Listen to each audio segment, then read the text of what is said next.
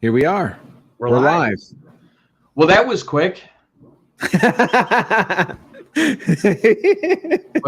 only took us 45 minutes to get all this ironed out. That's what you get. My phone starts ringing. As soon as we start, go ahead.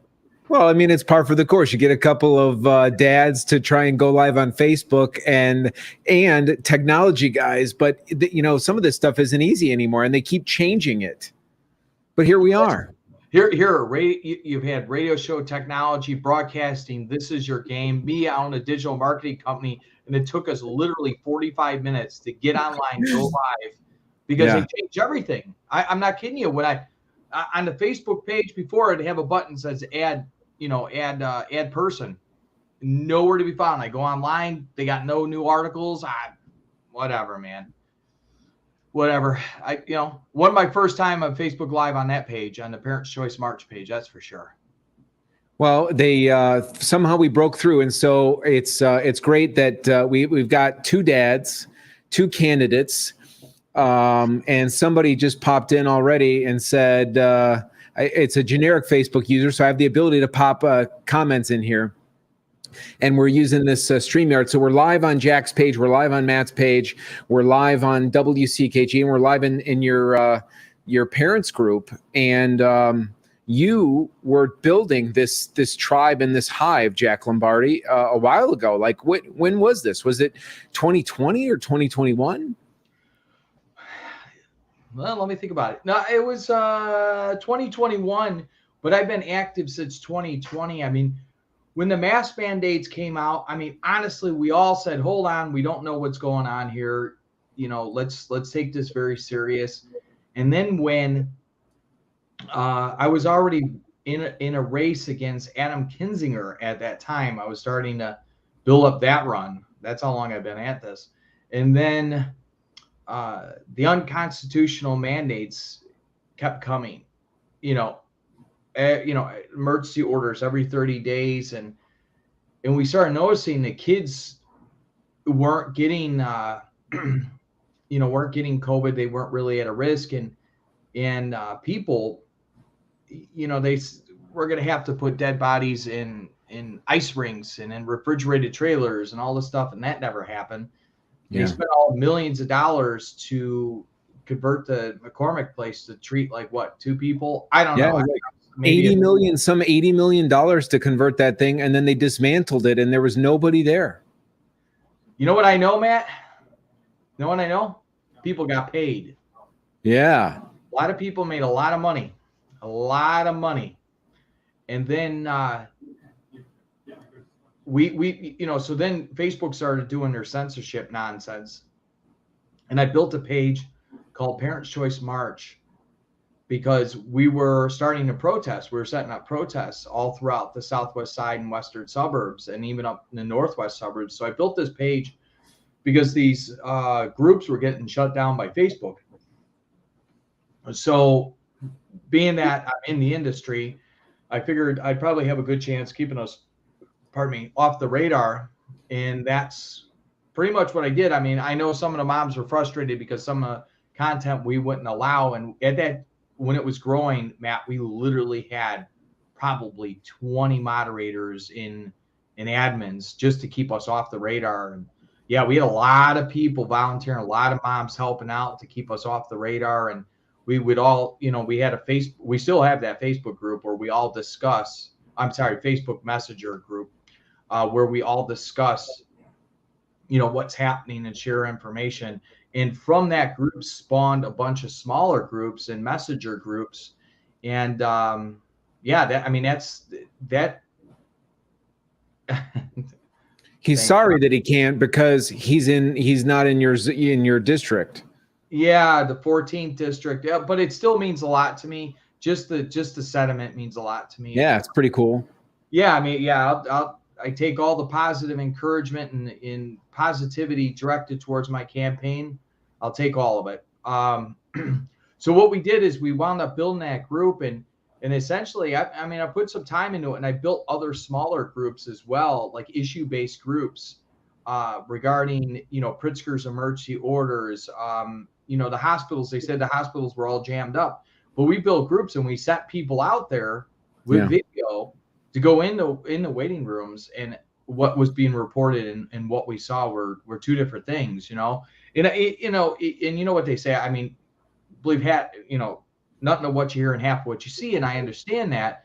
I take that with a grain of salt, but when our children started to come under fire by not only the mask mandates, but then, you know, the possible threat of having to have the vaccination that we really weren't sure what the heck it was, that's when the Parents' Choice March page accelerated, and that's when my involvement, you know, I started putting a lot more hours into it every day, and that's where I met Christina MC, as everyone knows her, who she's the admin of Illinois Patriots. She had messaged me that the school one of her sons goes to, had a second Pledge of Allegiance. They'd say the Pledge of Allegiance, and then they'd say one that was Pledge Allegiance to, you know, be a good world citizen. And I you know what I mean? So we rallied behind her on that one, and we wound up putting a freedom rally together at Bankston's Park, or Bankston's farm in 3 weeks. Pumpkin farm, yeah. Yeah, the pumpkin farm, yeah. And we wound up having about 700 people there, 750 people there. Wow. And it was like 3 weeks. And Christina's like, what are we going to do? I'm like, yeah, you can make it happen. High fives. Go get it, girl. So we promoted the heck out of this thing. And we had a lot of people turn out for that, because moms wanted to know what the heck is going on here. And dads wanted to know, you know, dads like myself, like you, and wanted to know what are our rights here, because this doesn't feel right. There's something that seems off about this. And, you know, all of us went and dusted off that 8th grade Constitution book. You know, we dust that sucker off. Do you got it right there? I have a few of them. I like to keep them handy. There you go. Yeah. Hold on, here. Do you want to see? Hey, you want to see my Vax Pass? Oh, I got one like that too. Yeah. I like that one. Yeah, yep. I got my the little brown one. I think I got the little brown one from Judge Novarino. He was passing them out at some campaign events, and it's great because it's truly pocket sized. I mean, these are all cool too, but it's that little brown one that you have is very nice. Yeah, it's like $5 on Amazon. I suggest anyone to go get it, because, you know, man, here's the thing, right? I was never involved with politics. I, like yourself, I've been an entrepreneur. I mean, we've shared stories like, I mean, for God's sakes, I used to own a dump truck company, a gigantic dump truck company in the city. Now I own the top ranked digital marketing company. Like I you know, like I didn't get involved in, you know, and especially with like children affairs, stuff like that. Like my son's mom, you know, I was a single dad for many years before I met my wife. And I think it was like 7 years, you know, had split custodial parenting, joint custody.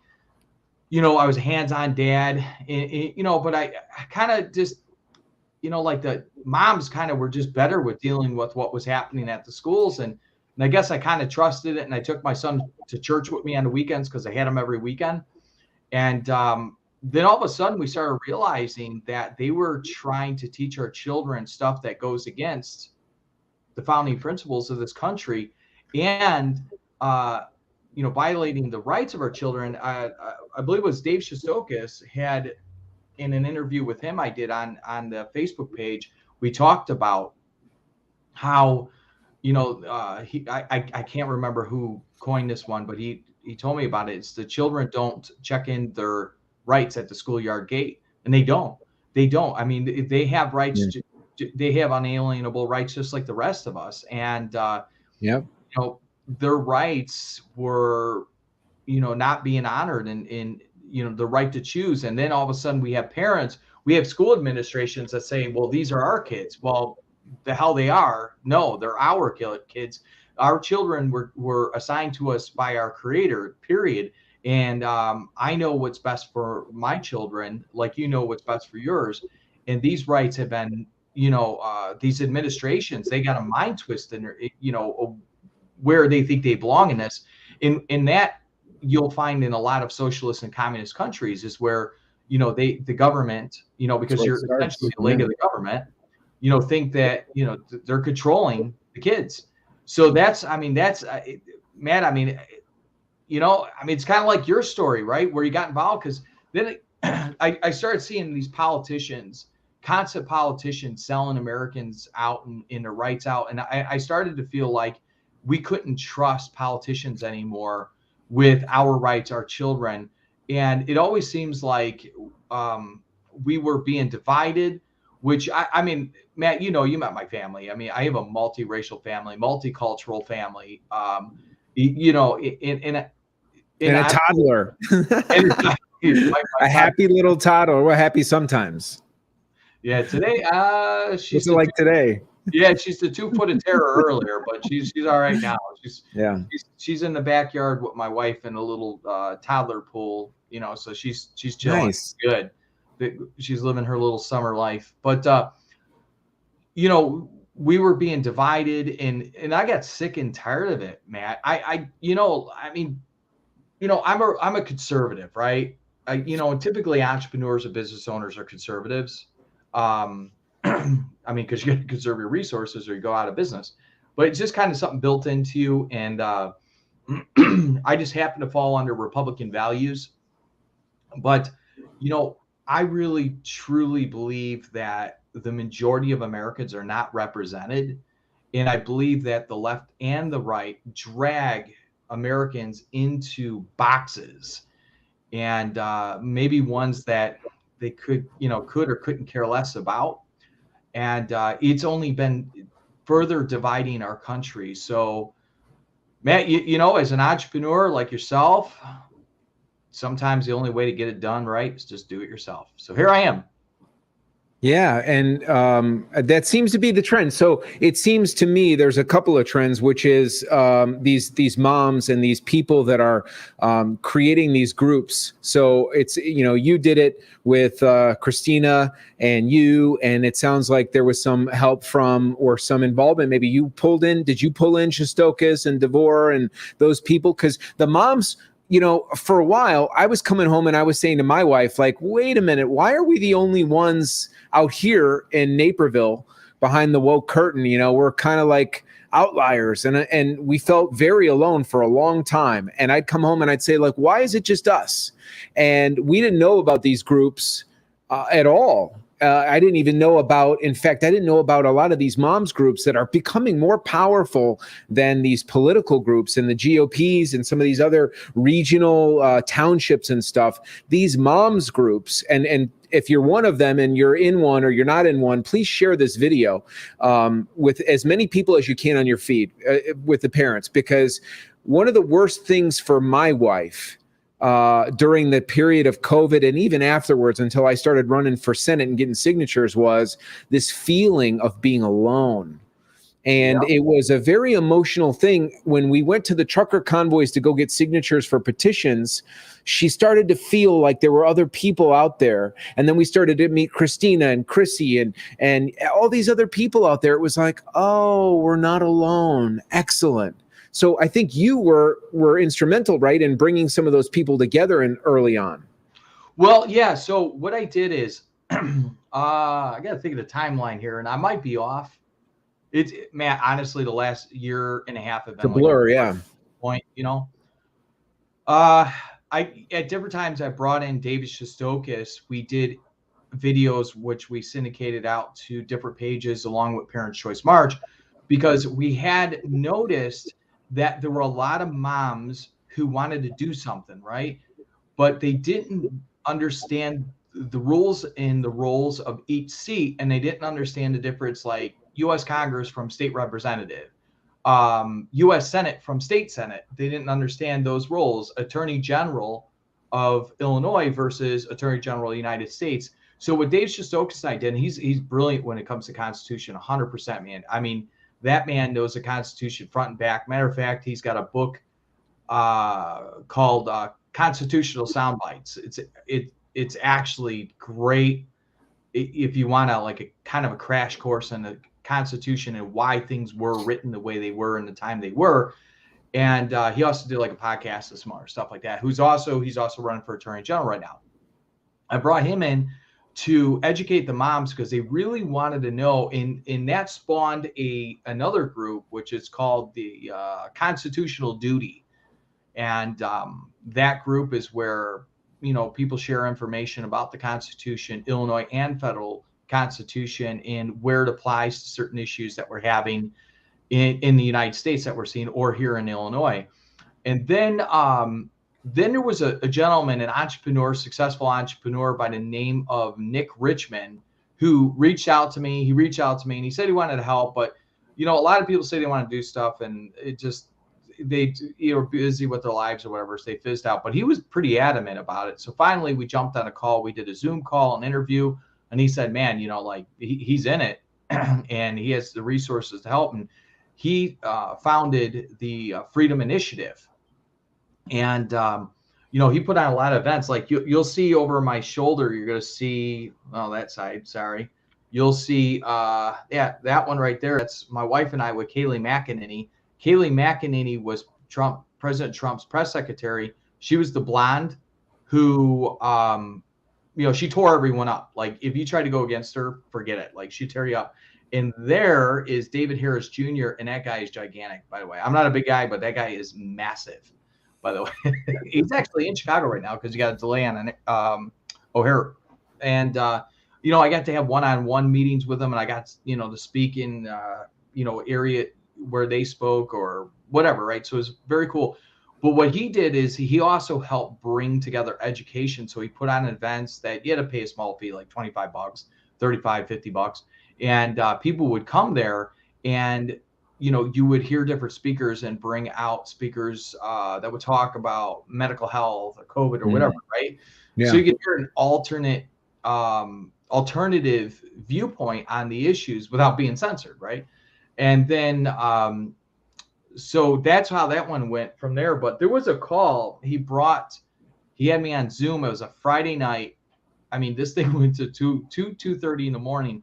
It was me, Nick Richmond, John Anthony, and attorney Thomas DeVore. And we were talking about how to get the information out to the public so they can understand that children or parents' rights were being infringed on, right? Yeah. And that parent right to choose what's best for your children was being pretty much, trampled on, right? So Thomas DeVore had already had, I believe, don't quote me, but I believe he represented State Senator Darren Bailey, who's gubernatorial candidate. Right. In that fight to keep the businesses open. I believe that he lost the first round, but then he won the second one. I think that's what happened. But he was also starting to look at what the school boards were doing. In that pathway is when we started to find out. It's so weird. I'm like messed up because usually I have my video on mirror, so I mean, which way I go, right? but it's kind of throwing me off here.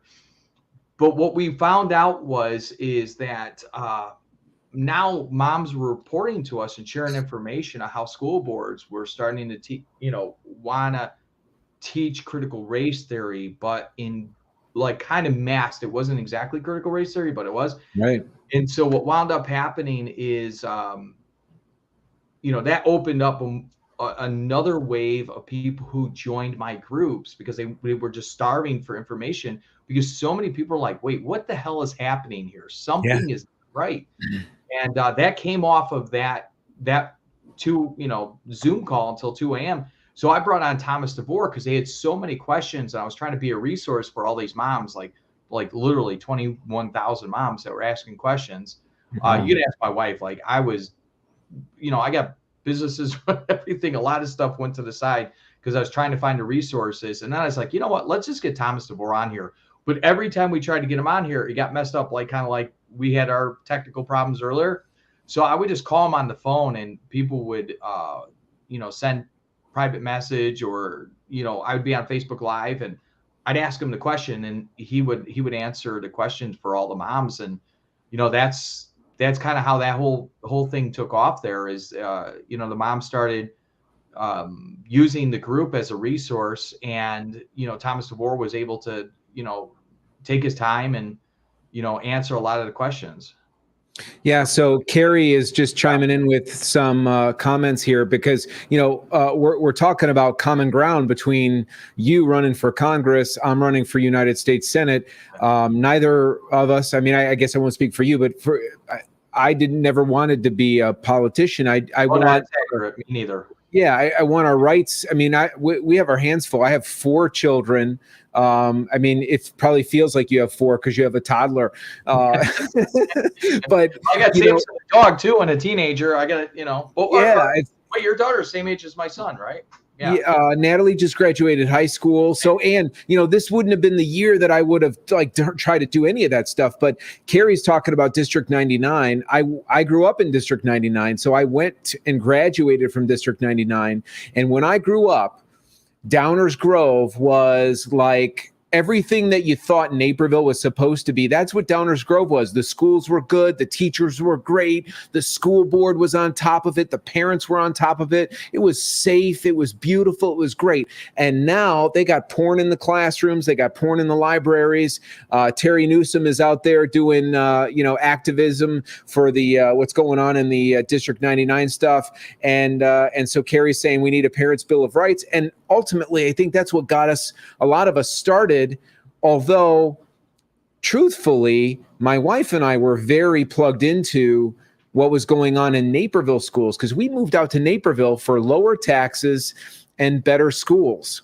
And our taxes didn't stay low and the schools started to decline. And we've had experiences over the course of the last 10 years before anybody was talking about SEL or there was a name for it, CRT, whatever it was. We started seeing stuff seeping in, and sort of like you were describing, Jack, where it's like not officially part of the curriculum, but it's in there. It's just kind of sprinkled in, and it was usually in English class, and it was in these classes where they would put it in the reading or in the writing. And math was kind of safe, science was kind of safe, but English and history were kind of getting peppered in. And then the social constructs of the school where we had just interactions with the school board and the administration. And my wife and I are looking at each other. We're like, are we in bizarro world or what? And it does so feel like that at times, doesn't it? Like it we're really like does. Backwards land. It is. It's bizarro world and backwards land, all of it rolled up in one. And it wasn't until the COVID stuff started happening with mask mandates.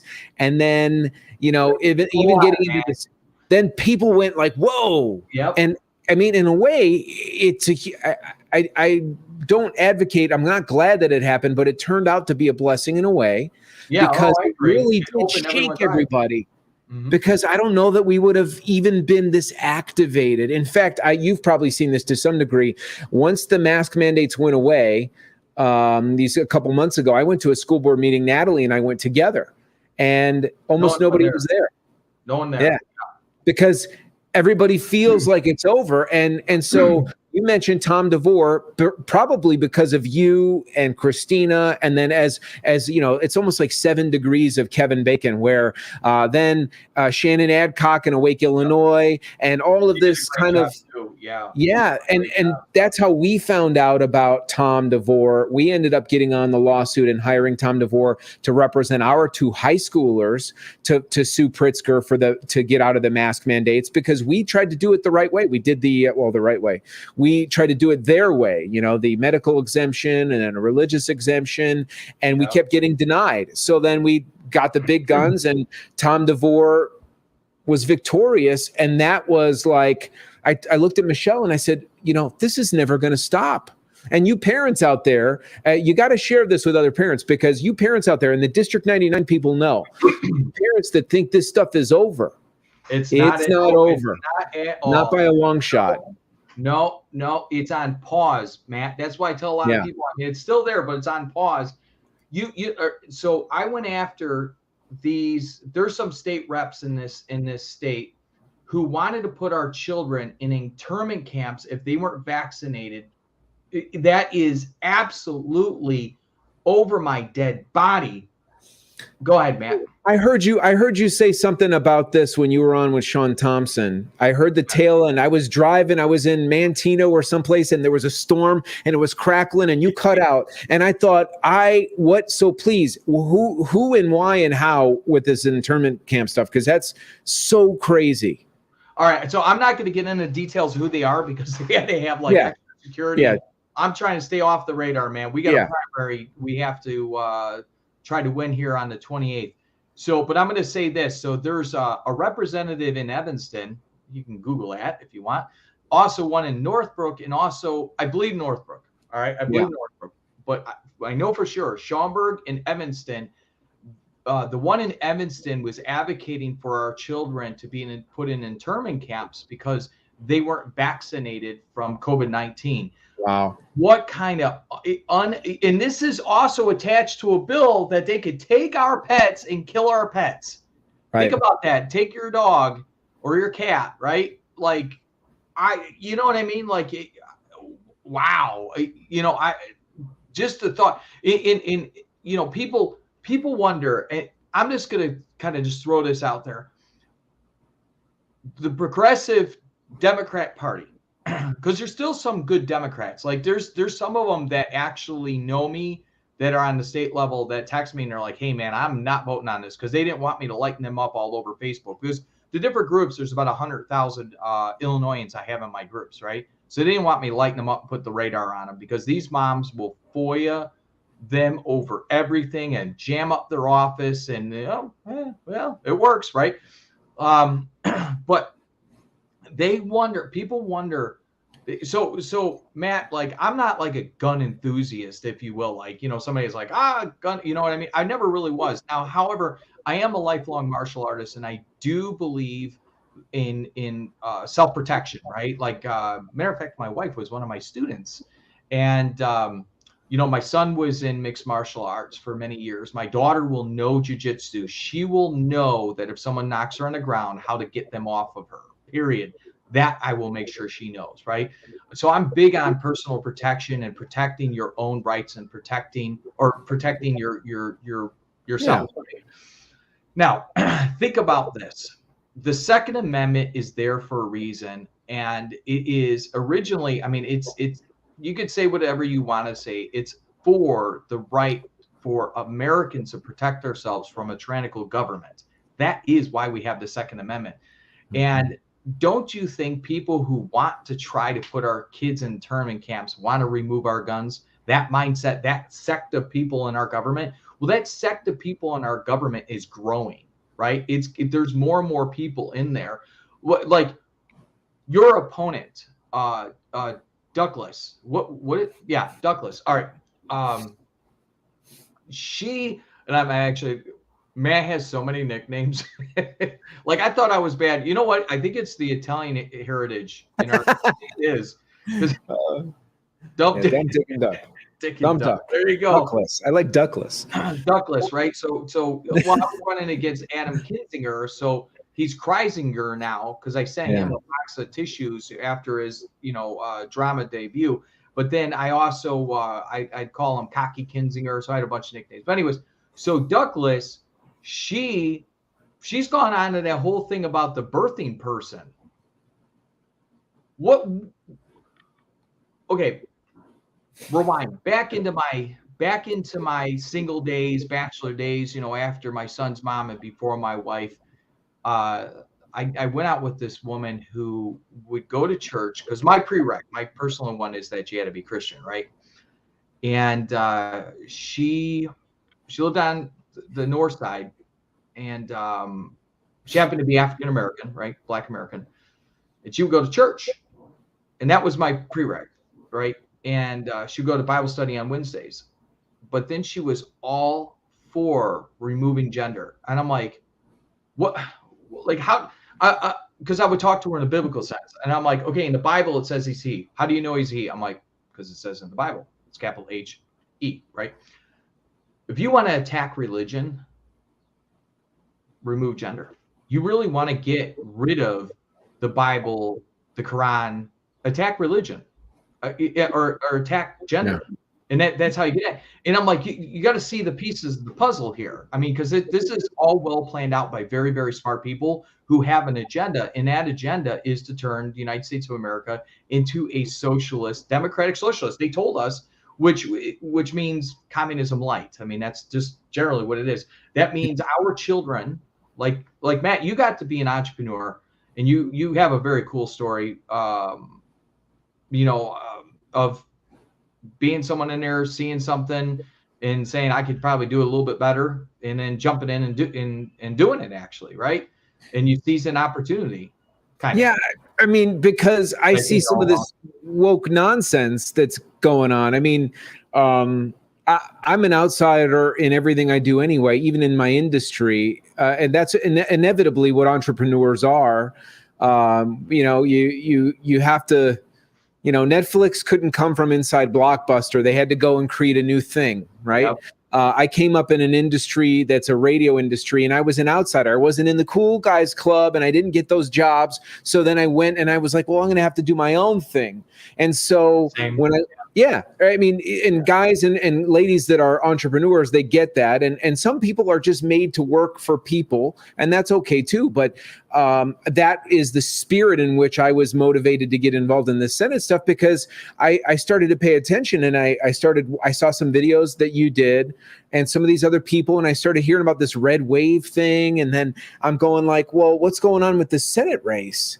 And I look at these candidates, none of them, not one of them, at the time there were 5 in the race, not one of them was talking about medical freedom for our children, privacy for our children, medical privacy and medical freedom for their parents and the children, no CRT, no sex ed, no early alt sex ed. And none of them were talking about having the money follow the student and school choice.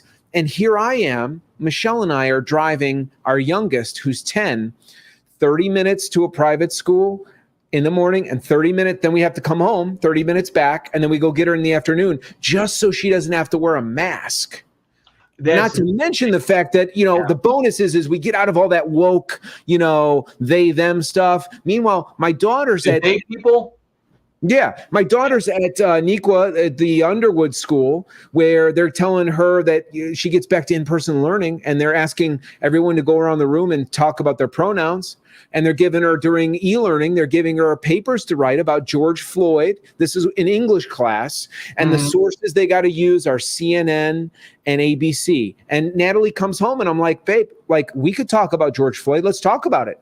Let's talk about what he did, what he didn't do, what they did, what they didn't do. Let's look at some various resources, not just CNN, not just Fox, but let's go find facts.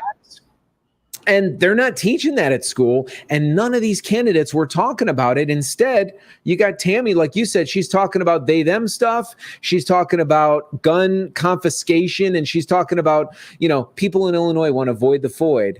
Tammy just introduced a bill where she wants to Illinois your Florida. She wants to Illinois your Tennessee. She wants a registry and a FOID style system around the country. So these people that think they can leave Illinois and escape, Madigan and Pritzker and all that stuff, you're not going to escape it, because Tammy Duckworth and those like her and Lauren Underwood and these squad members are going to continue to try and erode basic fundamental stuff like he, she, and education in order to get us into this socialist, communist sort of new world order vibe. Well, yeah, and it's in some of it's under the guise of health. I mean, my opponent, Lauren Underwood, is pushing, mental health, right? And I respect mental health 100%. And I actually went after her on one of her tweets, and I said, you act as if it hasn't been the progressive policies that have pushed a lot of these teens into suicide. I mean, own it. I mean, this lockdown and separation of our children and isolation is definitely done a real number on our children. Yep. And then you're going to say, well, it's a byproduct. Well, no, it's because of your policy and your thinking.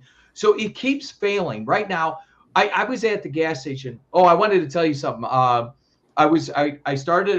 I had my first super bomb. I don't know, it just bombed with a reporter, super bad. They're coming after me because I've been in this a while. I don't know if you've had to deal with it yet, because you can see the setups yet, but or I mean, have you had to deal with being set up yet? But this one was like on a limb, and I was like, I'll do it.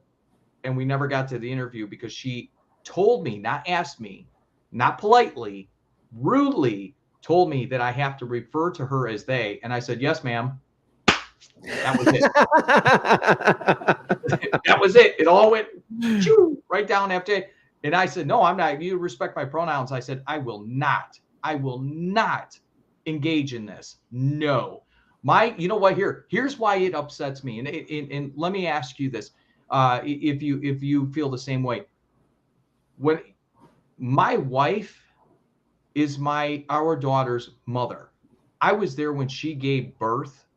I was there through, we went through, and I have permission to talk about this. We went through infertility. It took us 7 times to have our daughter in 6 years. My wife, I mean, she's got permanent scarring from all the shots and drugs we had to load her up with. We had to go through so much hell to have our daughter. And then I told you a story after our daughter was born. They thought she had a stroke, and I was at Lurie's Children. And it was like a month after they shut down the country. So only one of us to be there. And my wife told me, please make sure I see my daughter alive. Like that, it's hard for me to say that one without getting all glassy eyed. But my wife will be referred to as her or she, and my daughter will be referred to as her or she to my last breath if I got to fight that, because my wife earned that right to be her wife, she, not birthing person, mom, mother, mommy. My wife earned it. And every woman that went through childbirth, every woman that went through the sleepless nights like my wife did, and just grind through the day, and so tired she was nauseous because our daughter just never slept. That is a title to be earned, like father, right? When I went through my separation, I secured my father's rights. And by the way, my ex and I have a great relationship now. I mean, it's the best it could be. But stepping up to plate, taking your kid every weekend, and then eventually she gave me my son to live with me for like 10 years. Being involved with the child, cooking for them, giving them baths, laying there with them, watching SpongeBob with them. The title of father is something that's earned, but when you earn that, nobody is going to take those titles away from us, especially a mother, by calling them a birthing person. I find it fundamentally just disrespectful to the core of humanity. And think about, how about this? How about all those love songs about women, right? How about those? Like, so what does that go out the window with this whole thee, they, he, she, whatever the hell pronoun crap? Well, it's also teaching people just to fundamentally speak in a stupid way. Other languages don't even participate. So when anybody who's taken Spanish and yo tengo 4 años and yeah, and then I worked at McDonald's in the kitchen for muchos años. So there's a feminine and a masculine form of the language, and that is not just Spanish, it's Italian, it's Latin, and that's how that language functions. That's how all the words, the ending and the conjugation of the verb is masculine and feminine form. And so it's like this whole thing is just nonsensical, and it's part of the dumbing down of people. And it's like you said, it's tearing down everything else. A lot of people talk about this movie it's a very bad movie. Called Idiocracy, where they'll say like we're now in this idiocracy, and I went and watched the movie to see what they were saying and how it's like the people in the future all just go to Costco all the time, and they're constantly watching television, and they're dumb, and it's dumb to say they and them when it's he or she, or it's an individual. It's dumb to say 2 + 2 = 5. It just doesn't make sense. And it's also dumb to panic for, things like, or to even talk about interning human beings. My uncle, so I have an uncle who's Japanese, and his father was an American citizen. He's since passed away. And his father was rounded up and put in an internment camp during World War II, an American citizen of Japanese descent. And we knew it was wrong then. They obviously, I'm sure realized after that was done, like, oh my God, what are we doing? It was a mistake. But to have representatives speak like that should be something worth considering over anything, let alone a disease that 99.97% of all people survive, no matter whether they did something or do nothing. Is just nonsensical. And we've gotten to this place in the world where nonsense is at the forefront. It's embarrassing.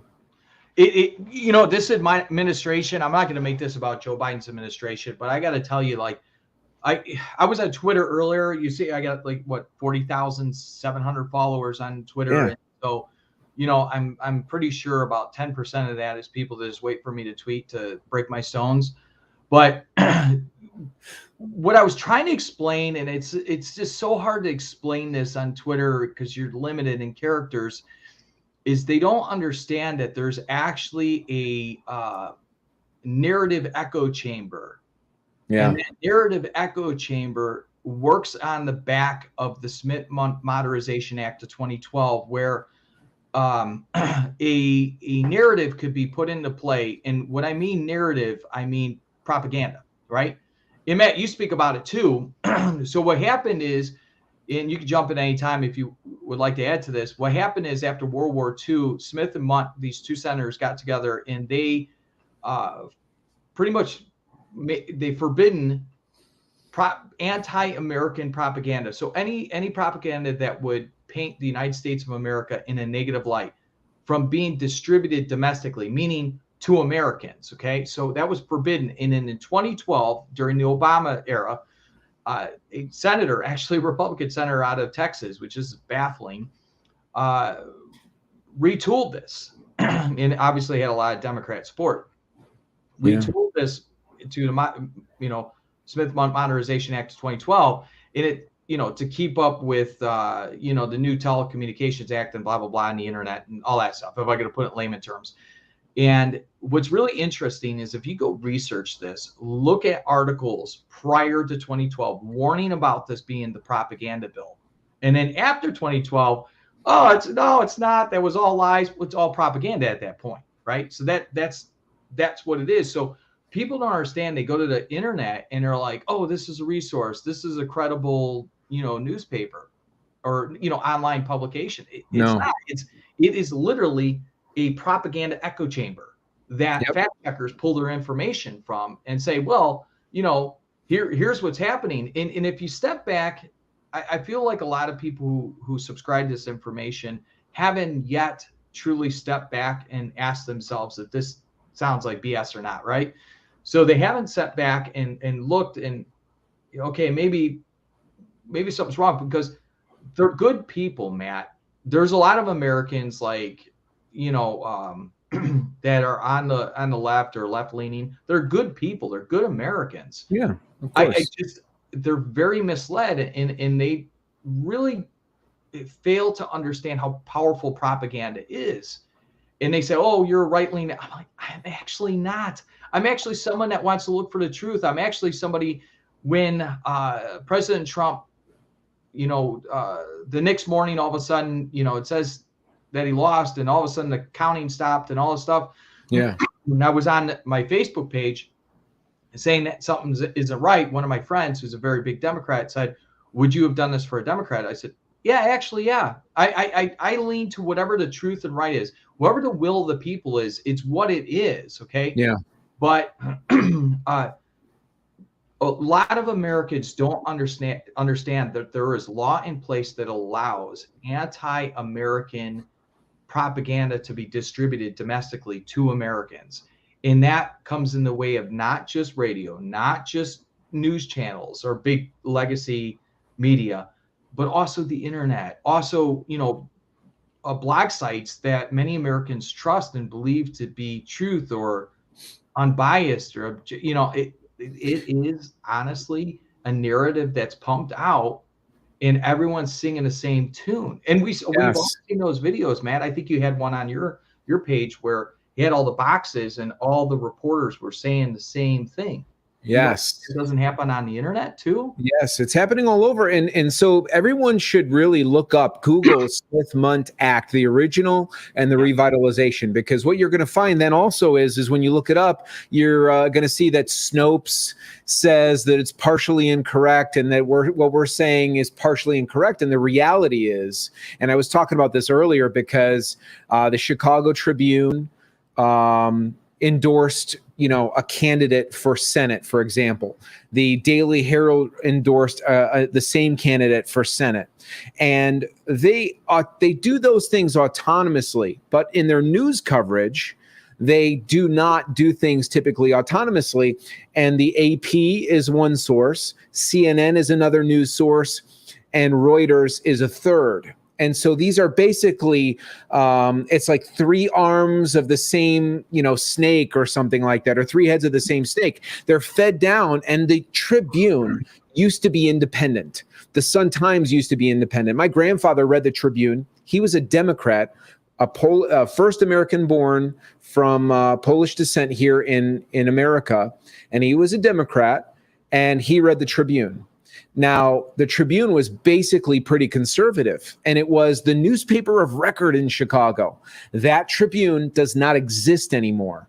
It's gone. It's a thing of the past. Part of that is because the business has diminished. The other part of that is the Smith-Mundt revitalization has, and the industry shrinking and consolidation has caused for two things. Number one, the propagandizing of American citizens in America is allowed to a degree. And number two, special occasions, which I'm sure. Yeah, let's look at the terms of what special instances. Well, and those are like, and you have to ask yourself, Uvalde, and I'm not saying that those things are propaganda. What I'm saying is obviously that event happened, but there was a time when something happening in Texas was not news in Utica, Illinois, and something that happened in Texas wasn't news in Waukegan and Kankakee.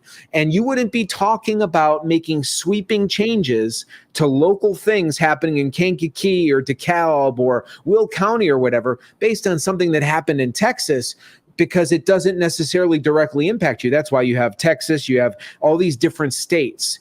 And so it's serving the interest of the machine, which is minimizing local control, globalizing control, getting things like the World Health Organization and the World Economic Forum and the United Nations more control, less sovereignty for Americans. And this Smith-Mundt revitalization feeds into that. And so one of the things we have to do is we have to fix that, because the people have to get the information. And, you and I live in these worlds where we think we're the minority.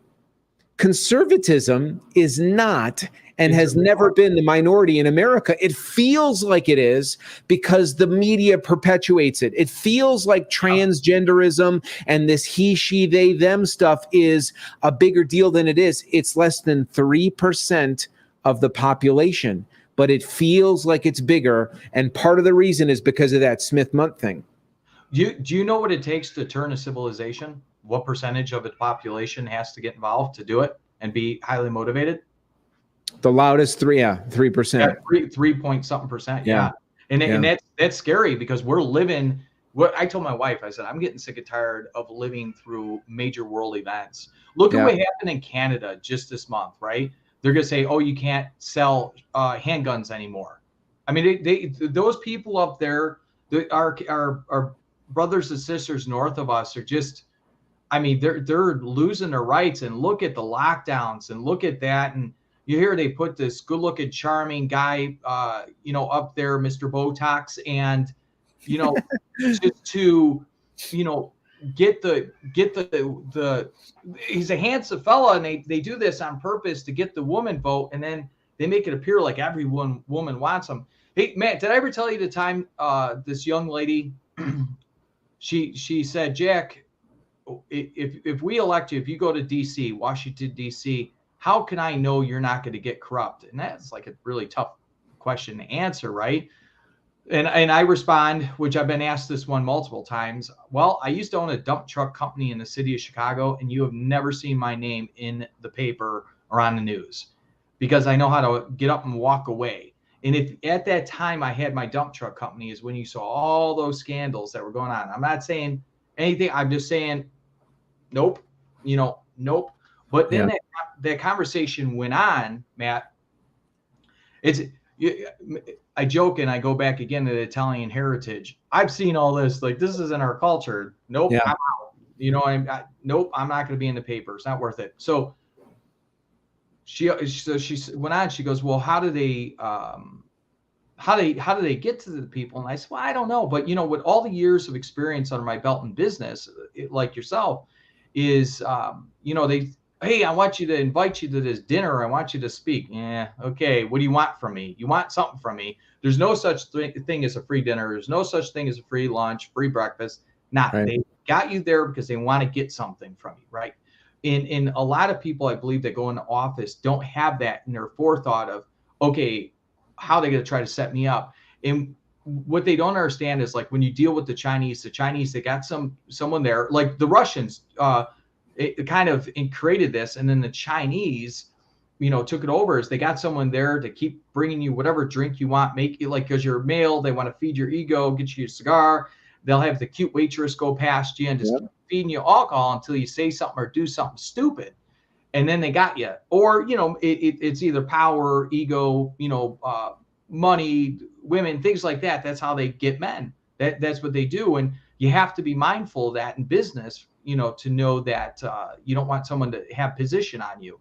And I believe a lot of people get elected, they go to DC and they're just not ready for that beast. But she said, how do they get females, Jack? I mean, we're seeing a lot of females getting elected. And I said, you know what? Through your feelings. They put you in an impossible, situation where it's hard but to feel a certain way. Okay. And it brings me back to a story that my mentor told me 15 years ago, about the turtle, or about the frog and the snake. I think I did a video on my Facebook. Do you want me to tell it, or? Yeah. I want to hear about the frog and the snake. I love that stuff. It sounds like an Aesop's fable kind of a thing. So there's this cute little frog sitting on a lily pad, minding its own business in its pond. It knows all the other frogs and fish, and everyone's all friends.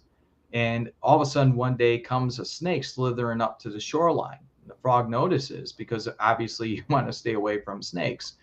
But then the frog noticed something about the snake, that it had a broken tail. And the frog, drew concern, because that if the snake goes into the pond, it's probably going to drown to die. And, even though it's a snake, the frog, it's got a good heart. So anyways, the snake starts making its way into the water, and the frog yells out, "Yo, snake, hey!" The frog's Italian, Matt. So, hey, how you doing? No, yeah. So the snake, he says, "Hey, snake, you can't go. What are you doing? You go in the pond, you're going to drown." But the snake says, "I got to get across the pond." And the frog's like, "Well, you're going to drown if you go." The snake says, "But you don't understand. You don't understand. I have to do this." And the frog's like, "No, you don't. Because if you do, you're going to die. That just makes no sense." And so the snake starts making its way in. And again, the frog yells out, "Hey, I can't watch this. What are you doing? You're going to drown." And the snake said, "But I told you I got to get to our side. Hey, frog, I mean, since you care so much, why don't you come over here? Let me jump on your back. Give me a ride across. Then I'll be fine. You don't have to worry about me drowning." And the frog's like, "Hey, man, you're a snake. You're going to bite me." And the snake said, "No, I won't. I mean, you're helping me out. Why would I want to bite you?" "Okay, you know what? Never mind. I'm going to do it anyways." And the snake proceeds to the water, and the frog says, "Oh, okay, snake. Okay. I just..."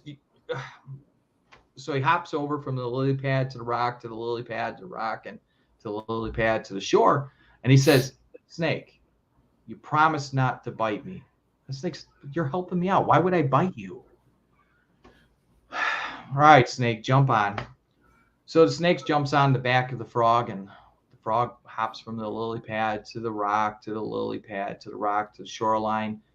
Snake jumps off the back of the frog, bites him. And the frog says, "What are you doing? You said you weren't going to bite me. I just helped you out." And the snake said, "Well, I am a snake, aren't I?" There's so much to that story. Yeah. that we are seeing right now in American politics, in our media. They tell you the story that's so awful, or an event happens that's so awful. And you often wonder, did that organically happen? Or were there people involved to help that one along? You wonder, right? It's like, man, I know people can be evil, but I believe that most people are good. And I mean, like, when I mean no most, I mean 99.9% of Americans, probably more than that. But then you have some bad actors who want power, and you got some people who will take money and will do anything, right? And maybe they feel a sense of duty to this alternate universe of America that they're loyal to. Maybe they'll do awful things. I don't know. But I Well, do know that you also have to ask yourself too, like, are these, these media outlets, do they care about the person? I think there's this fallacy that, your aunt or whoever sitting there watching TV, and she's watching Lester Holt, who used to be from Chicago when he had the mustache, and now he doesn't have the mustache anymore. I think his mustache should have its own show. But Lester Holt's on TV, and Lester Holt's giving you the news, and these people think Lester Holt or Rachel Maddow or whoever it is, they think these She's not people even a journalist, you know that, right? have their best interests in mind. They think, oh, this person cares about me, or they think Fox News cares about them, or CNN. And it's like, listen, my friend, that company, their whole purpose is to get your eyeballs to follow and get your attention span to follow. And then they want to sell ads. And the number one company category for all of them is pharmaceuticals.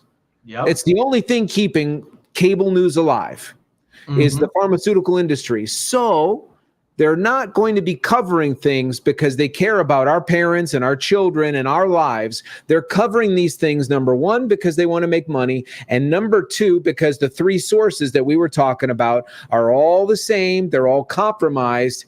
And the Smith-Mundt Act isn't being held it to account, and the Revitalization Act that happened in 2012 made it possible. And so these people aren't even getting the straight story about currency, about their retirement, about finance, about global affairs, about, Russia and Ukraine.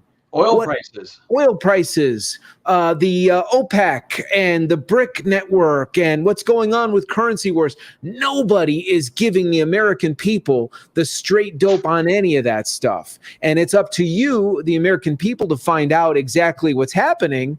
And now you're going to websites and they're telling you, it's from Gateway Pundit. Oh, well, that's right wing. Oh, it's from this site, Mother Jones. Oh, that's left wing. And so the people are like, they're trying to figure it out. And it's criminal that act has been revitalized.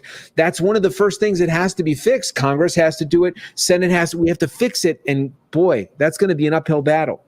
Matt, you and I mean, we've spoken so many times, and we're so aligned on so many things that I believe that if we were both in office, we could actually start, getting after a lot of this, because I believe there's a lot of people running for Congress, and all you need is a senator to sponsor your bill to bring it to the floor for debate and on Senate. So here, let me explain something to you, right? I mean, you know this, but oh God, this whole reverse thing. All right. Here's the highway, right? Yeah. Here's a land lease. Here's where they're doing the drilling. Here's another land lease. This land lease is where they pump water from.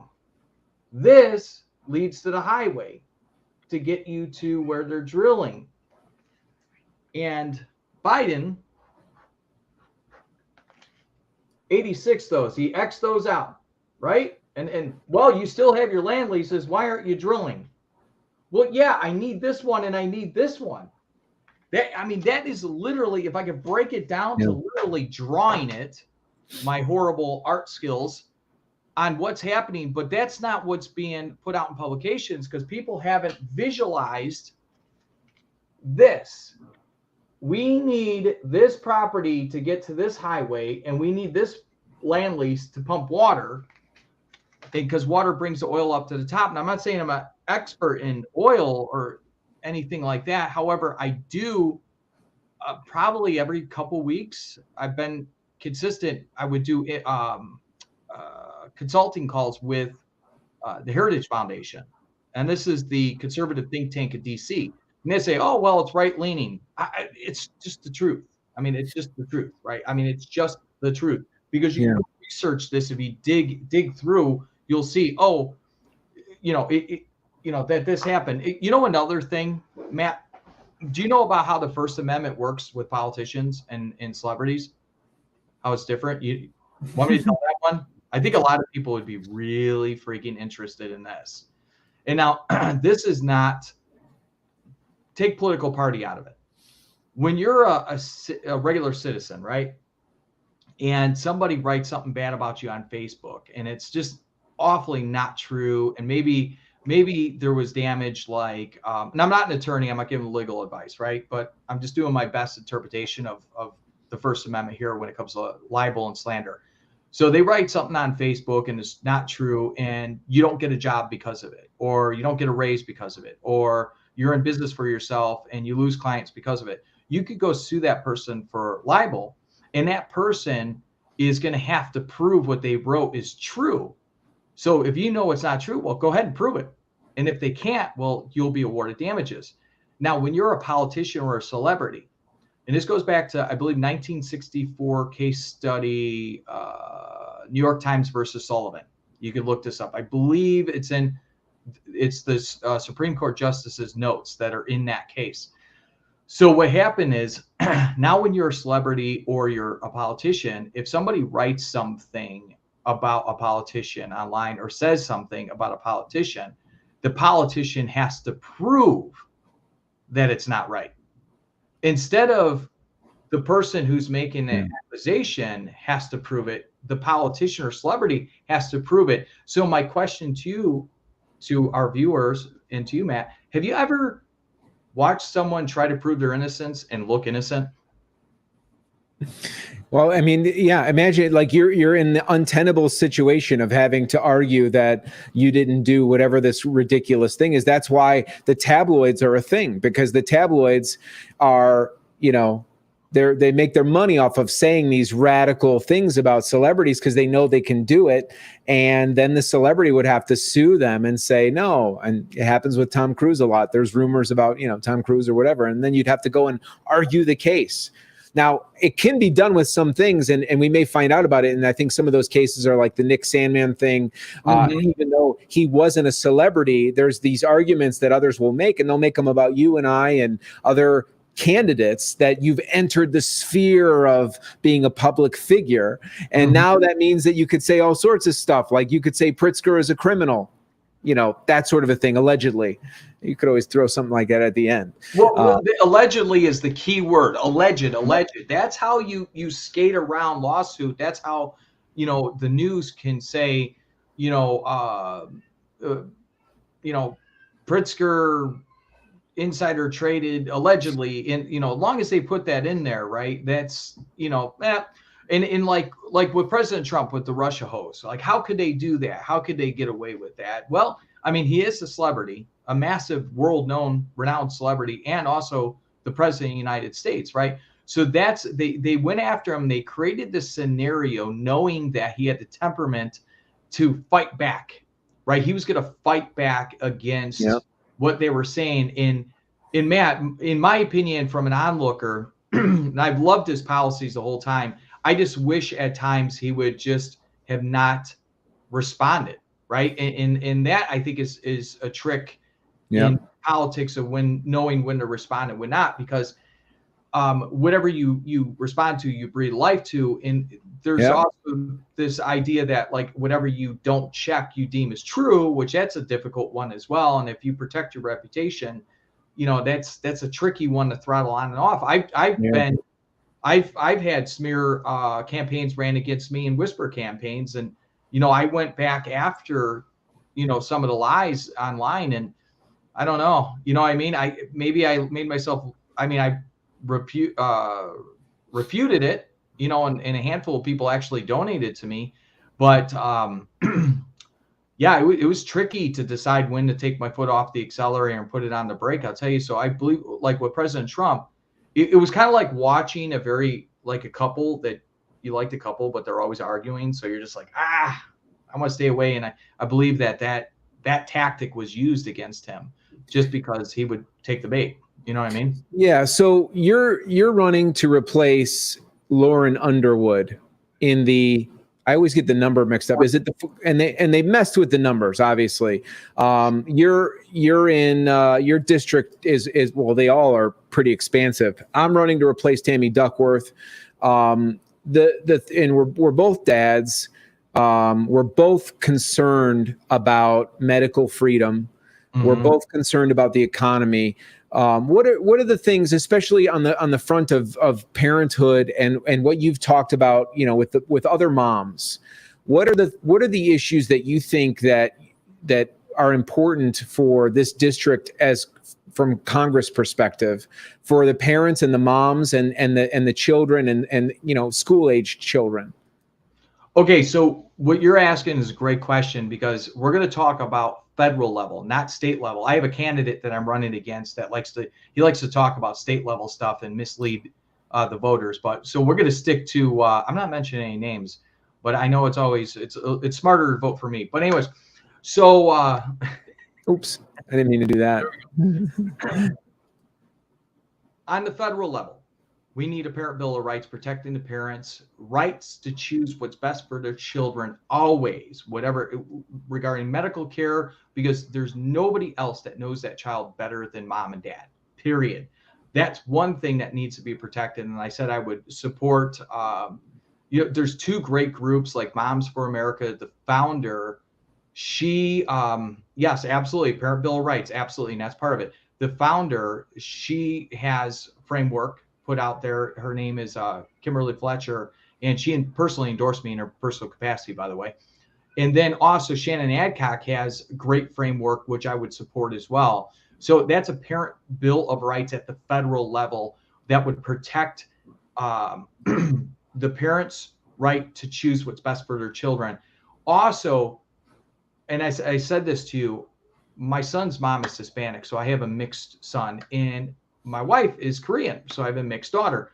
As the parent of mixed children, critical race theory is just, it's fundamentally wrong, right? It's just wrong. It's going to continue to divide Americans, and I will stand firm against critical race theory at every turn, 100%. And then the other thing that maybe is on people's radar, maybe it's not, Matt, and this is my specialty, is that I would go in after Google, Facebook, Twitter for silencing moms, from sharing information that they felt was newsworthy, to give them another consideration. The censorship of conservatives and mama bears and parents is wrong. It's just wrong, right? And that would be right. So Matt, behind the scenes, I'm speaking with sitting congressmen specifically on this, and I've also pledged to join the Freedom from Big Tech Caucus, which is the go-to team for conservative Republicans to go after big tech, to hold them accountable for the censorship of conservatives and censorship of our parents, right? And how we are able to communicate online and share information and draw our conclusions.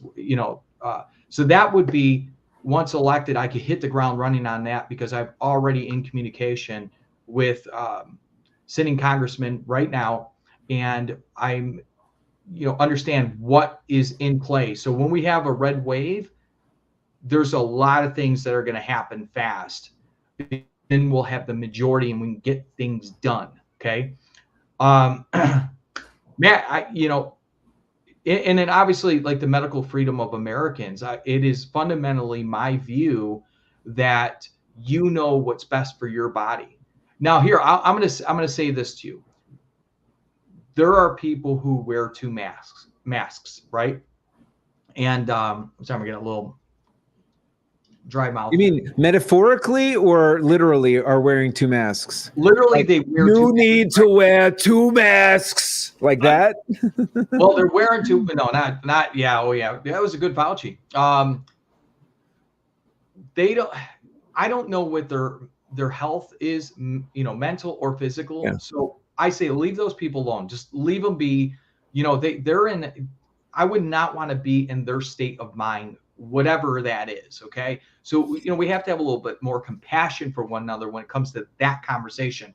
However, don't tell me what to do with my body. I mean, I had COVID. It was flu. It was bad. I mean, it was a bad flu, but I mean, I got over it like I have every other cold, and my whole family had it. My daughter, my son, my wife, we had it. And we're part of the 99.997. Jack, we went an hour and 10 minutes without saying the C word. And now that you said the C word, big tech is going to squish us. Have you noticed that? Speaking to your point, the minute you say something like COVID or something, man, they got a scanner or something coming through that. That's another thing that we got to get to in Congress. AI, Matt, AI. I put out a tweet just a few days ago, and I said, what's very concerning, I'm paraphrasing my tweet, is that the super majority of AI engineers are, leftist liberals. And I'm not trying to hate on these people. That's not what I'm saying. It's their thinking that is the problem.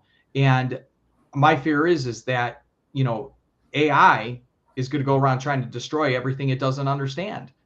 Because a lot of these people try to explain things to me, or they'll tell me about the Bible. And I'm like, oh boy, here we go. And I'm like, no, that's not at all what that verse meant. You know what I mean? So it's just a problem is they just don't understand. So AI is going to pick our words and when they're listening to our conversations right now. And they say, well, you can go on your own platform, right? Isn't that the leftist argument? Matt, you have a problem with that? I mean, I got to run for office in order to fix we can't do it all. As it is, we're going to Portillo's and we got to clean the table when we're done now because, we got to check our groceries out at the grocery store. We got to, we got to do all that. We have to do it all. You're your own accountant, you're your own lawyer, your own doctor. So at some point we can't do it all. And you definitely can't build a platform to the degree of Facebook or Twitter or anything. Even look at the Truth Social thing. It's on a Mastodon platform. It's really clunky and it's really hard to use. And these people in these big public square forums have all the control. I don't know if I told you about this, but I did a live right before we jumped on. And 2 of my Facebook ads were killed that were running for days. One of them is killed because I have a cigar in my hand. And it says it's promoting tobacco or something after they took our money for 3 days. And the other one is killed because it shows, this shirt, and they're saying that there's foul language or whatever because I'm referring to a man named Dick and a person named Duck. But this is the AI stuff we're talking about. And this is the control. And it's during an election cycle. Oh, yeah, man. You know what? So I was, I own a digital marketing company, right? You know how many AdWord accounts we've set up my company between me and my partner and those who work for me? Thousands, in our history. I've been at this for 14 years in this. I set up my AdWords account for my campaign, and then they flagged it for payment issues. No, nothing else. So I said exactly where in the terms, is it violated and what we got to do. I don't know. So this department works with that department, and I really have no control over. We'll do the best we can.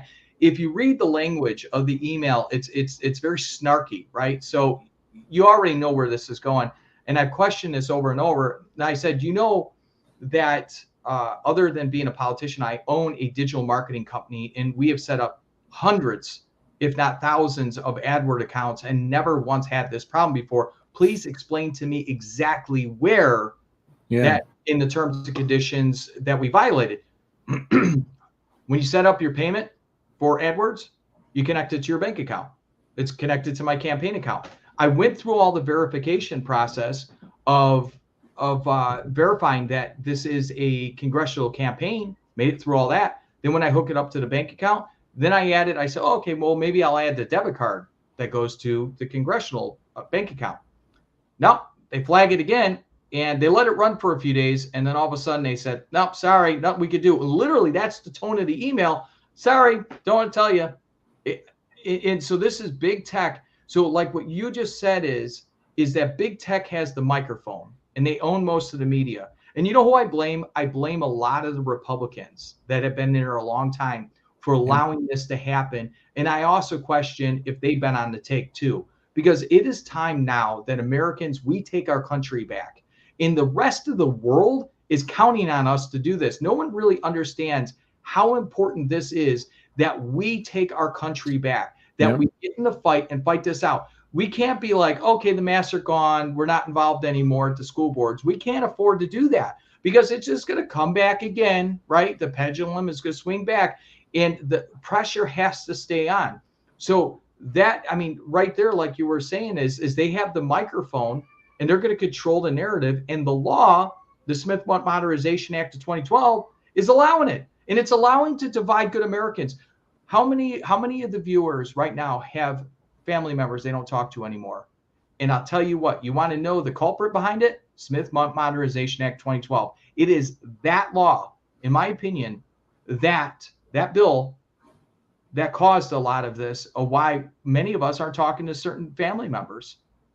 Yeah, but I agree. Pursuant to your experience and mine with this tech integration, so advertising, bank account, social media, all of it together. Some people that have never run for office and or never had a business might think like, oh, let me get out my violin there, you politicians. Poor you, your ads don't work.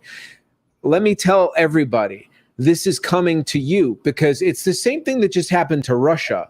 Russia as a country has been sort of deplatformed from the world. Russia's been canceled from the world.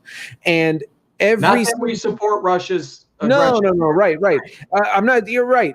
But what has happened, think about how this impacts the Russian businesses, and McDonald's left Russia, and other applications and families and businesses and revenue and all these other things that are tied to the Russian economy. And Russia has been canceled from the world economy. Now, you take a look at us, you take a look at two guys that are running for office, or your business. You're trying to link it to your bank account. You're trying to sell things and run advertising on social media. You're trying to get your smart card to work. And all of a sudden, your bank account won't jive with your credit card, won't jive with your social media account, when it's all tied together. And you could think to yourself like, it's never going to be all tied together. It's all getting tied together. Your medical practices, your medical history, you need to, they're asking you, in order to have a steak dinner, what your medical history is. And people are complying.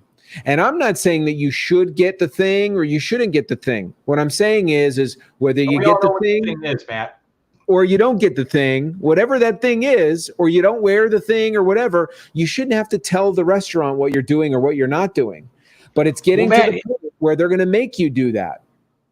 And you know what, for everyone watching, I don't know if they know, but in 2024, it's going to be mandatory that all cars produced have a cutoff switch, and that they're all connected to the web, because that's how they have to have a cutoff switch. Yeah. So what could go wrong there, Matt? Hey, Matt, I don't like what you put on that Twitter. So your social credit score went down. And, since we implemented this federal crypto, right, we don't know if you're going to be able to pay your bills, buddy, and take care of them 4 beautiful children you have. You're out. You can't go get milk. Oh, you want baby formula? Well, you're going to have to get the baby formula delivered by Amazon, but we're not going to send the drone with the Amazon baby formula unless you clean up that post you posted yesterday where you said you support the Constitution. Yeah. I mean, people think this is far-fetched, but this is actually happening. This is happening because the framework and foundation is being laid. The framework is already there. And, big tech has too much control of, Americans and the people of the world. I mean, again, Matt, it goes back to this, and this is the bigger pictures. People, our viewers and everyone else here in Illinois and throughout this country and throughout this world all need to understand is there could be a day where big tech, we used to watch those movies where big business controlled everything, and advertising was everywhere and we're just kind of slaves to the machine. That's here. That's happening. That is happening. Yeah. Your carbon footprint. You know what that tree that keeps banging my house out there right now is the answer to carbon. The trees out there. You know where we get oxygen from? Most of it? Trees. No, 60 to 8% from the ocean. We never talk about that. 60 to 80% because they can't make money. That's why. But this carbon thing, oh, it's carbon. It goes back to fossil fuels. Okay. All right. So let me guess. We're going to go mine lithium and copper, and then we are going to make everything EV, right? That's going to also connect more to your framework and continue to control Americans. And there's some people that say, oh, this is crazy talk. This is crazy. But no, look around. It's happening. Well, it's happening. And I think more and more people realize it. And the best way to get people into EVs is to get your gas prices jacked. And it's a dual experience, because at the same time, the petrodollar value gets jacked up at the same pace. And now inflation, they try to make up for it while they get everybody over to the EVs. And when everyone's on an EV, or the majority of people are on EVs, you're controllable. And what you're going to do when the governor says, hey, don't charge your EV, which is what they just did. Newsom just did it in California. Hey, we're going to have rolling blackouts, and it would be really great if you wouldn't charge up your EV for a little while. Okay, we're going to need you to stay home. We don't have to live this universe. We don't. We just have to stand up to the politicians that I'm sorry, salesmen. Oh, I'm sorry. I confused the two. Cronies. Yeah, the cronies, right? The salesmen for these industries and their big donors. Matt, so here's what's really incredible about your race, right? Buddy, I wanted to share that with you, something with you.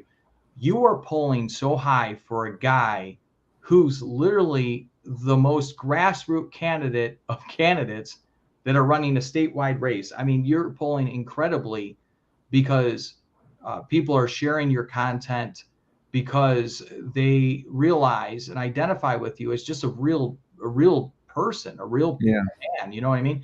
And it's incredible. I mean, I'm also a grassroots candidate. I've been at this a little bit longer, so I've been able to raise money. 100% of my money that I've raised in my campaign has been Patriot funded. I mean, it's literally the $5, $10, $20, $100. I have thousands of people who've donated to my campaign. But it is the average American who's said they've had enough, and that is, a grassroots candidate. But Matt, you're just the same, and I believe a lot of what you've done, you've self-funded as well. I mean, you've already had to spend for an attorney to have your children go to school without a mask on because, they were 99.9999 infinity percent that they were going to be okay. Then you had to, you went through an acquisition. Now you're spending your money, your hard-earned money you spent years to campaign to make a difference in the state, going up against, absolutely the real deal. Going up against a powerhouse, but I think it could be done. I think it could be done. I think it can be. And boy, I tell you what, you want to talk. I know I'm supposed to be congressional and I'm supposed to be polished, and I try to be most of the time. But this would be the biggest middle finger to wokeism and establishment by getting Matt elected. By doing your part and sharing these videos and getting the word out about Matt. Because remember, the money he's using, when you see him drive around, it's his money. Well, I mean, when you see me there, you know what I mean? And I have to drive across this district. You're doing a whole state. I have to drive. It takes me about an hour and 45 minutes to get to the first part of the district, right? I'll be up in DeKalb Sycamore on Friday. Right, yeah. Friday morning, I'll be there early. I'll be at the Darren Bailey bus thing, passing out flyers. And then I have a meet and greet at 6:30 at MVP Sports Bar in Sycamore. And during the day, I'm going to be going knocking doors. I'm literally going to be walking around in the heat with a couple of my volunteers. And we are going to go talk to the people up there. But you got to do this statewide. And so that's why we're trying to leverage the internet you know, Yeah. to save you a little bit of money. Because I mean, to fill my pickup up, yep, $145, $145, and I am, you know, I gotta be somewhere almost every day, and like with you, who's paying that bill? I mean, you're paying it. I'm Yeah. paying. I'm paying it out of my personal pocket. I mean, people think campaign. No, I'm paying for it. I'm gonna go get a hotel room so I could put more time in up there. I'm paying for it. When you have to do it, you're paying for it. You know, these dinners we go to sometimes. I mean, we're mostly invited, and they do it on the arm. I mean, comped it for us, but sometimes we have to pay too. You know, it's how it works. It's yeah, and you know, I stand by this. It's not our job to you know, the way I look at it is we're going to be paying one way or another. And so I think I filled up 3 times the other day. And I bought this little Honda CRV. My son was working at CarMax and he bought it off the, you know, the discard sort of lot. And I paid cash for it right when we started this because I knew I'm going to be driving. I filled that thing up twice in the one day, and then I filled Michelle's car up the same day. I think it was over $300 or $400 in gas in one day. And I'm not complaining. But when, you know, I met a guy last night, I'm walking out of a place and he sees the shirt and he says, well, you're going to lose. I said, if I lose, yeah, I lose, we all lose, man. And he said, you know, we got to get patriots in there. If we don't get patriots in all of these positions, if we get stuck with Lauren Underwood, if we get stuck with Tammy Duckworth, we're all in so deep. And people don't understand. They think it's just about Pritzker and Madigan and stuff. And it's like, guys, they're tanking the country. They're tanking the economy. There's a kid and his mom came to pick up shirts and signs from downstate Illinois. Thank God they came up because I couldn't make it down there to deliver. And I've been doing that too. I've been delivering stuff. Like all of a sudden I'm Amazon, you know, I'm just like, hey, here's a shirt, whatever. And the kid was in the back of the car. And she says, yeah, my kids are in the car. And I said, I look in there to say hi.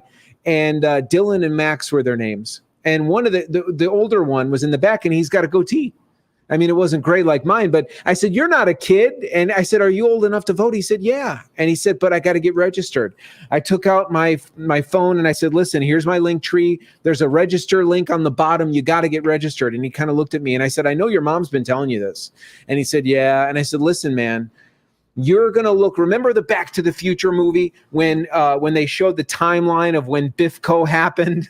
Alternate reality, and they pinpointed it back to this one moment, right?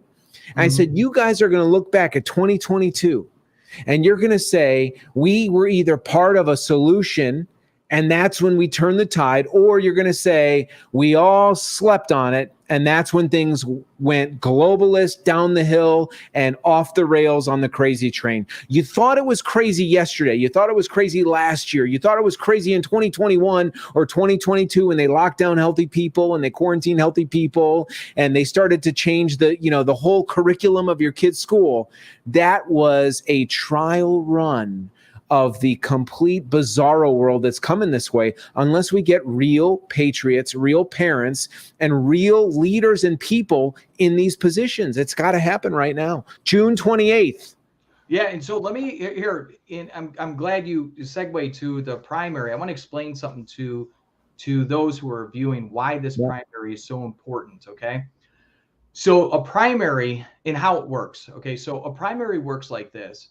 Remember when you used to play dodgeball? I guess they're not allowed to call it dodgeball anymore, but you always have to pick people on your team. And what you did is you pick people on your team you thought could win, right?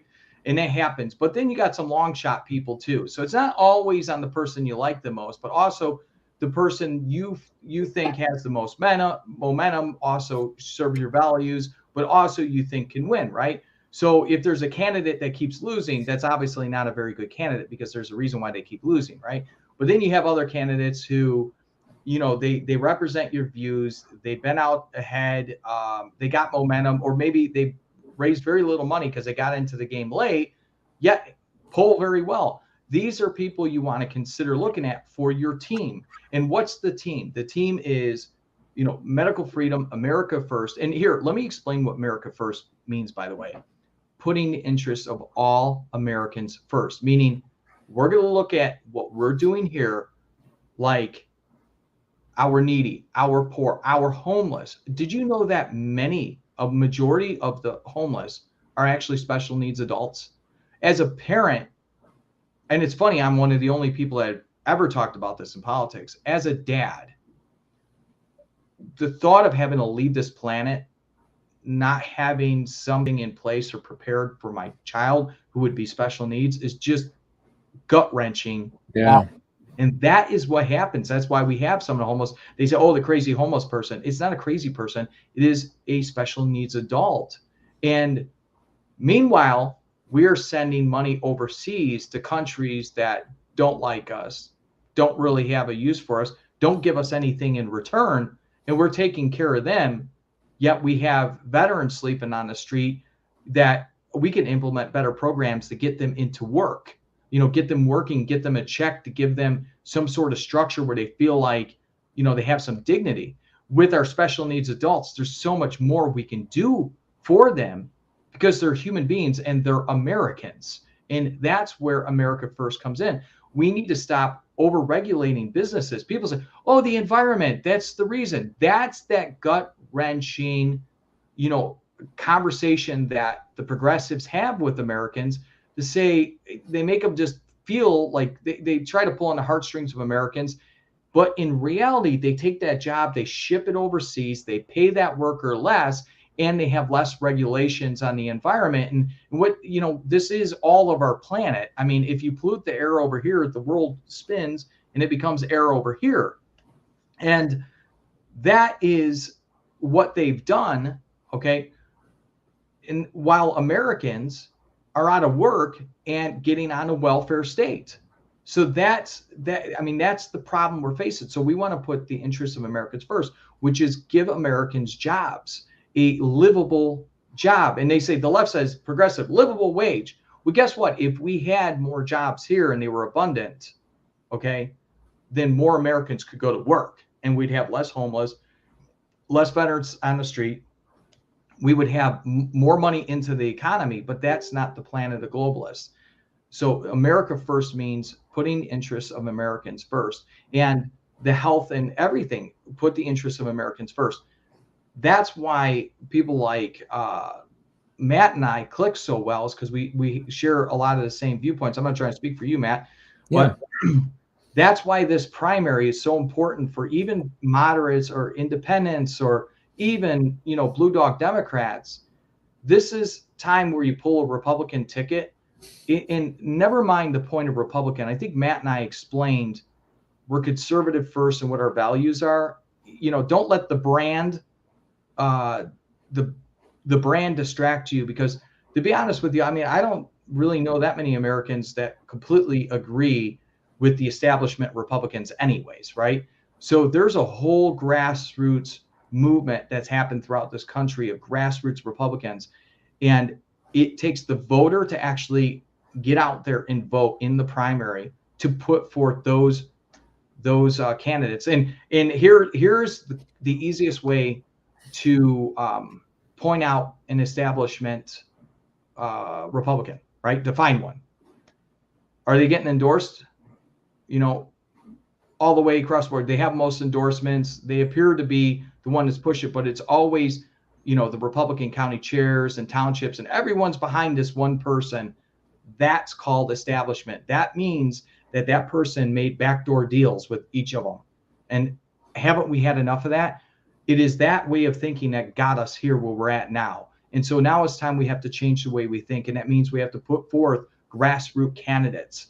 I'm one of them. Matt's one of them. There's plenty of other ones out there. I don't want to speak on it because I don't want someone to take it as an endorsement. But the grassroots candidate, the one that's had their hands in the dirt, that's actually wasn't afraid to speak up on issues, is the ones you should consider. And that's just, in my opinion, of qualifying candidates, because there are so many establishment candidates getting put into play, and it's always more of the same. And the reason why big money or endorsements will put them there is because they could be controlled. And that's why we are where we're at, because of that behavior. That's why June 28th, pull a Republican ticket. If you choose, if you're in the 14th Congressional District, you can go to lombardiforcongress.com. Look on my volunteer page. I have a map. Click on that interactive map. Put your address at the top left. You'll see if you're in the 14th District. If you can consider me for your vote, I would appreciate it. And then also for Matt, statewide, you pull the Republican ticket. Well, Matt, I'll let you finish out on that. Yeah, there's a lot going on in the state of Illinois because they've gerrymandered these districts. They've screwed with the congressional district. I can't tell you how many people knock on my door because I'm in the 14th, and they're trying to tell me I'm not in the 14th, and they're canvassing for candidates that are in the 16th, and it's like, listen, I'm plugged in, so I know where I live and I know where my district is. In fact, Natalie works at a place close by, and our current congressperson came through the drive-through the other day, and because this is the time of year when those appearances start happening, the incumbents that have been around forever don't show their faces and don't make news until it's time to show faces and make the news. And that's the case with Duckworth. That's the case with Underwood. And those people, I think a lot of people know those people have to go. The question is how do they pick the people on the Republican side of things? And I thought long and hard about associating with the Republican Party, not because I don't align with conservative values, but because of the crap that they've pulled and the things that they've done with these establishment candidates and money. And Jack talks about America. Yeah. You mean not done? Yeah, where they say not done and not done. Things they've done and not done. Yeah. And Jack brings up great points about America first. And one of the things that I've been really hitting on that because, the dangers of these labels, conservative, Republican, America first. Somebody asked the other day, are you a Trump Republican? And I said, I don't even know what the hell that is. Yeah. I don't know what that means to you. So rather than I get that a lot. Yeah. Rather than get into the weeds on some of that stuff, I like to go back to putting Americans first and this idea of even just America first. Let's look at what's going on around the world. Who's paying the bill when other countries need it? America. Who's airdropping supplies when other countries need it? America. Who's backing up organizations like NATO when other groups of countries need it? America. So if we don't put America first, who's going to airdrop us what we need? Nobody. Yeah, no one's going to be there for us. And if they are there for us, it's going to be China. It'll be China, and it'll be the army of darkness marching over the United States of America. That will never happen. But another one of the reasons why we have to protect the Second Amendment is because people talk about tyrannical governments. Yes, it could be our own. Yes, it could have been, Europe when we were fighting for our independence, England. But it's the great insurance policy of keeping tyrannical foreign governments off American soil is the fact they all know Americans are armed. Now, everyone knows that Canada is unfortunately more vulnerable than they've ever been. But America first is really just a fundamental concept of the way that we treat our own families. Like, we got to take care of our own house first. When you go on an airplane, the first thing they do when they're telling you about if there's a crash or whatever, they say the oxygen will come down. They tell you to put your own oxygen on first. Then you help your baby, or you should help your spouse or whoever is an adult, and then you help the other people. You can't help anybody if you can't breathe yourself. And America, we need to help Americans right now, and we need to take care of our own right now. And the grassroots candidates are going to be the ones that are going to be able to do that. The ones that take care of their home team, the ones that are taking care of their home turf, their house. They're the ones that can help their neighbors the best. And so that's what it means, because once we're fortified, then we can help all sorts of people. We have a position of strength for that. And so June 28th is the day. I believe Election Day is the day. They're telling me it's going to be hard for people that are running for office to vote on Election Day, but I will be voting on Election Day. I'm getting word from a lot of people that have already voted and voted early and voted in by the mail. They're traveling, whatever. And they're telling me that they voted for me. In fact, I got a word from some people that said they weren't planning on voting. A lot of people are disenfranchised. A lot of people feel like their vote doesn't count or didn't count or whatever it is. and they're getting inspired to me, and it sounds like it's coming from these grassroots movements. So thank you to the people that have built these groups and these tribes of Facebook groups and activist groups in person. I know that you guys did a lot of events and organizing people like Tom DeVore, who then helped other people. I mean, what a tremendous movement in Illinois. And it sounds like a lot of that was derived from the connections between you and Christina and Tom and Dave and all these other people. And that's impacted our lives. So I appreciate it. Yeah, you know what? I mean, when the call comes your way, you have a choice, right? And when I look at my son, who couldn't tell his history teacher that his dad was a United States congressional candidate for fear of her messing with her grades. Oh, I mean, is just no, it's no good. Absurd. It's like a mind virus that has been, infecting people in university for a long time. Man, so they're talking about, I don't know if you want to get in this or whatever, but people say, oh, what about student loan forgiveness? And I said, well, who's going to pay back all the money we spent on my wife's, and how about mine?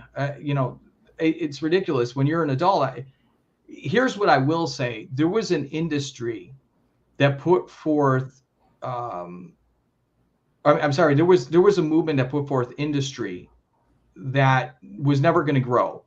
And a bunch of young kids, artist type kids, decided they wanted to pursue it. And I get that. And now that industry isn't there, but it never really was. It was actually just a cloak, a way to indoctrinate these young impressionable people. And now they're pissed. And I don't blame them for being upset. I don't. And I do believe there needs to be an investigation to its origins of what implemented, of how that got implemented into university. I mean, I do not fault young people for being upset about being buried in student loan for a degree they're never going to use. However, I will say this. My son's mother has 2 degrees. She's a realtor. She doesn't use either of those. And she's still paying a lot of money. And my wife, we're just paying hers off. She doesn't use her degree either. I mean, it's kind of how it goes. Actually, what I went to college for, I used because it was business. But, I mean, that's kind of how it goes. And there's certain level of discernment of how you're going to navigate your life. And when you sign on a dotted line, you are accountable to that. However, there does need to be, I mean, there's been pretty flexible payment structure and things like that. But I know many of my friends I grew up with who have master's degrees and PhDs, and they're still paying on it. I mean, it is so unfair. But I do believe, again, going back to what I originally said, there needs to be an investigation into the promotion of industries they knew were never going to exist. And these young people went out and got degrees in those industries, and now they're stuck, holding the bag. Definitely there needs to be accountability with at least that part of the conversation. They also, a lot of people don't know about these Confucius Institutes. So have you heard about Confucius Institutes and the college campuses around America? I have. I don't know much about it, so I'm kind of ignorant to it. They're propaganda arms of the Communist Chinese Party, and they are strategically located around college campuses in the United States of America. And they all need to be shut down. I think there's over 30 of them that still are in existence. So I say the student loans, you guys want to have them forgiven, great. Have the CCP forgive them. In fact, we should probably have the CCP make good on reparations or whatever it is from this virus and everything that happened over the last 3 years, because they demolished, whether it was by accident or on purpose or whatever it is, doesn't matter. Something was released from over there that impacted us over here. And before that actual physical virus was released, the mind virus was released by these Confucius Institutes. So everyone that anyone that ever sees this today or when it's shared, I'd say you have homework as citizens, and I've done it. I know Jack's done it. Look up the Smith-Mundt Revitalization Act. Look up the original Smith-Mundt Act. Google it. DuckDuckGo it. I shouldn't have said, I don't want to say DuckDuckGo. We want to Duckworth. But you can look it up, whatever search engine you want. The other thing you should really look into is these Confucius Institutes, what they stand for and what campuses they're on, because they are propaganda arms of the, not Chinese people, the Chinese Communist Party. Yes. And they have been infecting the minds of our college students directly and indirectly by influencing the curriculum. But I agree that these other, these industries where they've been trying to get you to get your degree in, I don't know, underwater, political science or whatever the nonsensical degree is that the kid's paying for, they also should have learned in high school and in education. Yeah, right. Interpretive art theory, dancing or whatever. Yeah. They should have learned the discernment in high school to figure out, what's the cost benefit analysis? Oh, it's going to cost me this much. Oh, how much can I make? I can't spend $300,000 to get a job that pays me 25 and has a very low placement ratio. Meanwhile, we need welders, we need pipe fitters, we need carpenters, we need electricians, and they can't find enough of those people. We need climbers, people to climb towers. Man, I think we both have been strongly supportive of school, trade schools. Trade schools, yeah. I had a moment there. I just had my 45th birthday, so I had kind of old man brain fart there. No, yeah. With the trade schools, I mean, we're both proponents of that.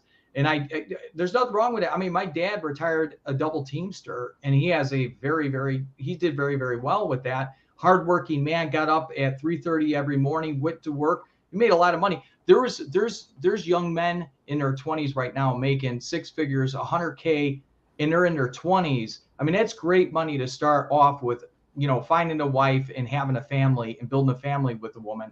That is great money to start that off with at such a young age. And then you have your retirement. You can, as long as it's not a 401k, which that's kind of, underwater basket weaving. That's funny, Melissa. So that's great money to start off your adult life with. I mean, my son, everyone says, "Hey, Jack, where's your son going to go to college?" And I said, me, my wife, and his mother have all spoken with him. And obviously decisions between me and his mom, ultimately, or his own, actually, we really didn't push college. My ex said she would pay for a year so he can have that experience. I said, the kid scores in 99 and 98 percentile, so he can get his own scholarship if he wants to do that.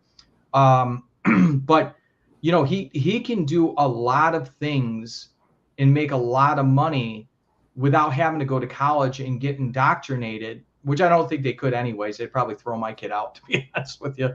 But, he doesn't have to go there to make a lot of money. I mean, I went to college. I got out of college. I started a trucking company. And at 25, I grossed my first $1 million, and I barely used anything except for business math and understanding of business law in my years as an entrepreneur. At 31, I was homeless with a child support payment, went through separation, downturn in the economy, had to beg my parents to let me come back and relaunch my life. I did. And now I own the top ranked digital marketing company in Chicago and in the Midwest. And that came from just a strong work ethic and a desire to get out ahead.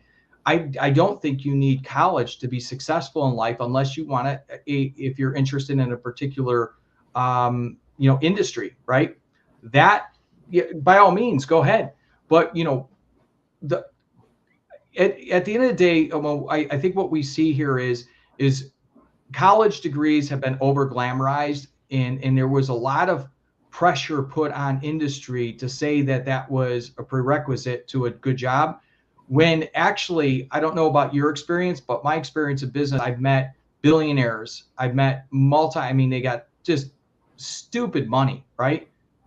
Many of them only have a high school education, or maybe not even. Actually, the richest guy I know didn't graduate high school, and he owns mid-rises and high-rises downtown amongst a million other businesses, and he has so many streams of income. I don't think you have to go to college to get out ahead anymore, to be honest. I think you could go online and take courses and learn the content needed.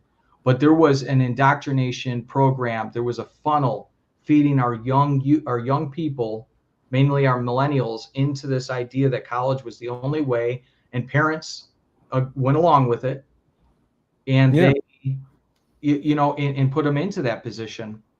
It's marketing. It's like anything else, even this concept that, you got to buy a house or you got to go to college or whatever. Like these businesses are businesses. And so when student loans became a thing, the rate of tuition went up and room and board went up, because now all of a sudden they could jack that stuff up because you could go get a loan for it. It's happening with a lot of different industries, and it's a pitch. It's always a pitch. And the reality is man, there's some things you got to go to college for, obviously. Like you got to go to college to be a lawyer. You got to go to college to be a doctor. You got to go to, you should have to go to, I mean, gosh, wouldn't it be great if we got to a point where people were thinking about college as far as getting educated? Like, oh, you want to get educated? Great. Salute. Go get educated. My wife, yeah. Well, I mean, right. You could go online, you could go in person, whatever, but it's still college. And to me, getting an education is the reason to get educated. This concept that now, if you talk about it, a cost reward, and you go like, well, am I going to college to get a job? Well, you got to look at how much am I spending and how much is the job going to pay? If you're going to college to find yourself, well, there's a lot cheaper and more fun ways to find yourself. I mean, go backpacking in Europe or something, or go, do a motorcycle tour around United States, or go glamping in an RV. Like there's so many things. It's still cheaper.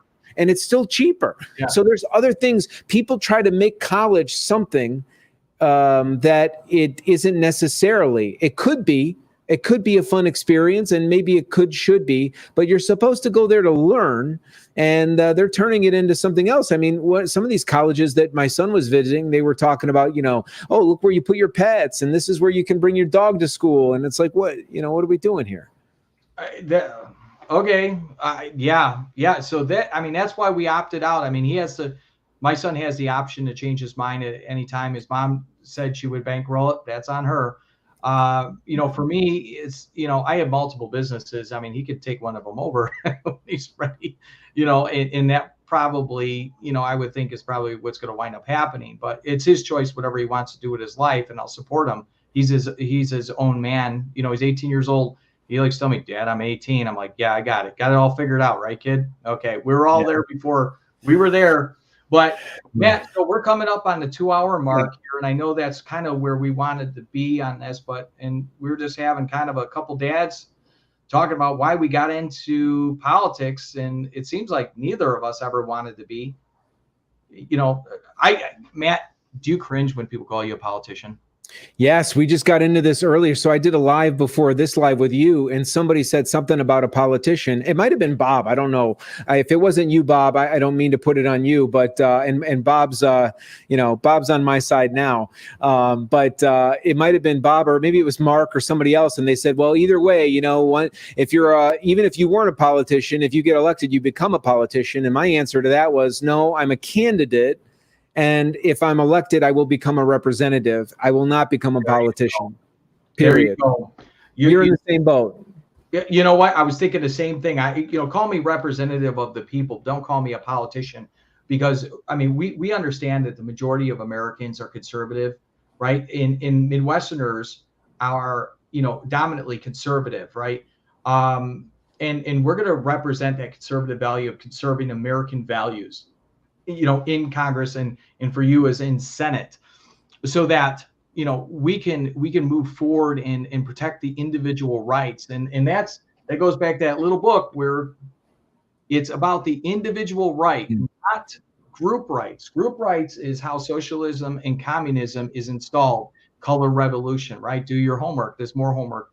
And what we're going to do is support the right. I don't want to speak for you, Matt, but I pretty much think we're on the same page this way. We're going to support the individual's rights, and parent rights. Your parent right to choose what's best for your child, because I don't.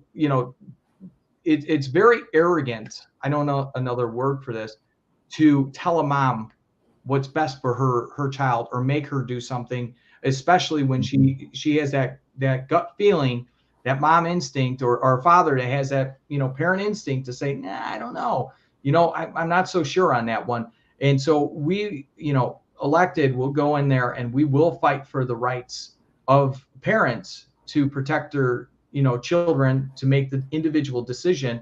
And also, like I said, Matt, is I know if you and I get elected, I hope you have my back on this one, to go after the censorship of conservative and mama bears, because you just need a senator to back you to bring it to the floor of Senate to be voted to become a law. Thanks, Melissa. And we need to get back to, okay, we're all Americans. Y'all need to do your part. June 28th, pull a Republican ticket. Not, don't worry about the brand. Let's vote on the candidate at this point, right? You always hear that, like a lot of people do. Yeah, this is vote on the candidate, because I know a lot of Republicans that I'm like, yeah, okay, not so much, man. You are more the same, and have us, put us out there, and we'll get it done. I mean, me against Lauren Underwood. Why I think I can win, Matt? I think we talked about this before. Well, I'm a dad. I'm a father, true and through. And the policies that Lauren Underwood supported go against parents. And I will have the backing of the Republican base and independents, because moms have had enough of this nonsense come November.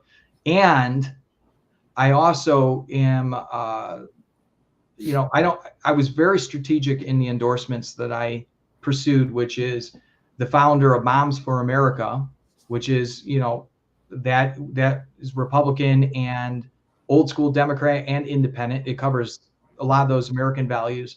And the founder of Patriot Project, which covers for veterans. Most of my mom's side are veterans. So I have I'm actually going to put my grandfather's flag up. I just got the box for it. Oh, cool. Veterans have always been I've always had a soft place in my heart for vets and for what they've endured. A matter of fact, I was a mixed martial artist for a long time, and a lot of my sparring partners and brothers were in the military and are veterans. And, I've spent a lot of time with them, and they would say, "You're our brothers," when we're away from our brothers, right? So I've seen what war can do to men as well. I got some friends that when Joe Biden pulled out of Afghanistan and botched that whole thing, I was immediately on the phone and text message, I'm asking them, "Hey man, you good?" And they weren't. No. My one buddy was sitting in his office listening to some music, just thinking of all the brothers he lost over there, and how the American, how the Biden administration screwed those people, left them high and dry.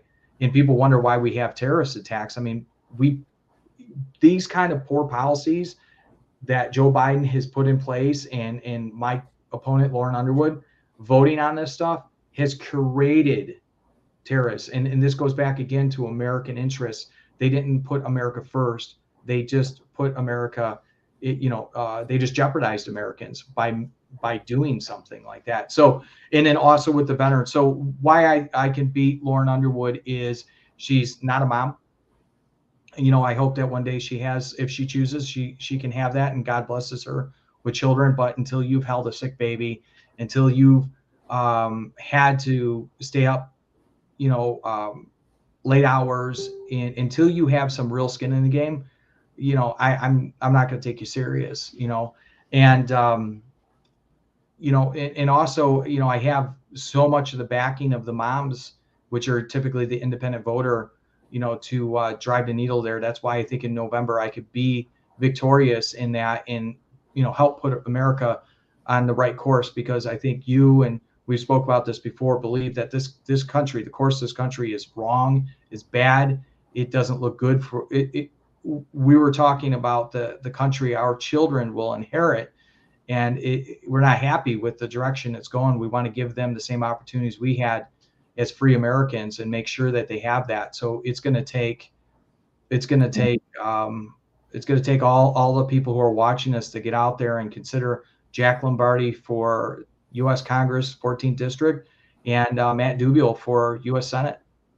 Yeah, I agree. This isn't a Republican, there's people that are running for office in some of these races that are like enamored with like, ooh, it's an election. And this isn't an election like another election. And I truly believe that. And I think many other people believe this isn't, like a Republican versus Democrat thing. And, we got to get this is a last stand for America and freedom, because the people on both sides that are in a lot of these offices are aligned with things that are evil and things that are wrong and things that are completely opposite of everything that America stands for and everything that little book Jack held up a minute ago stands for. And this is the last stand for that stuff, because this is the time. And those technology firms and those medical firms and these world organizations, whether it's economic or health, they're all they're salivating and they're licking their chops and getting ready to pounce. And this is the time for the Americans to stand up, and this is maybe the easiest time and the easiest way to do it, where we could do it with a vote. We could do it by filling in a little dot instead of doing it when it's going to be really tough and really painful. This is our chance. June 28th.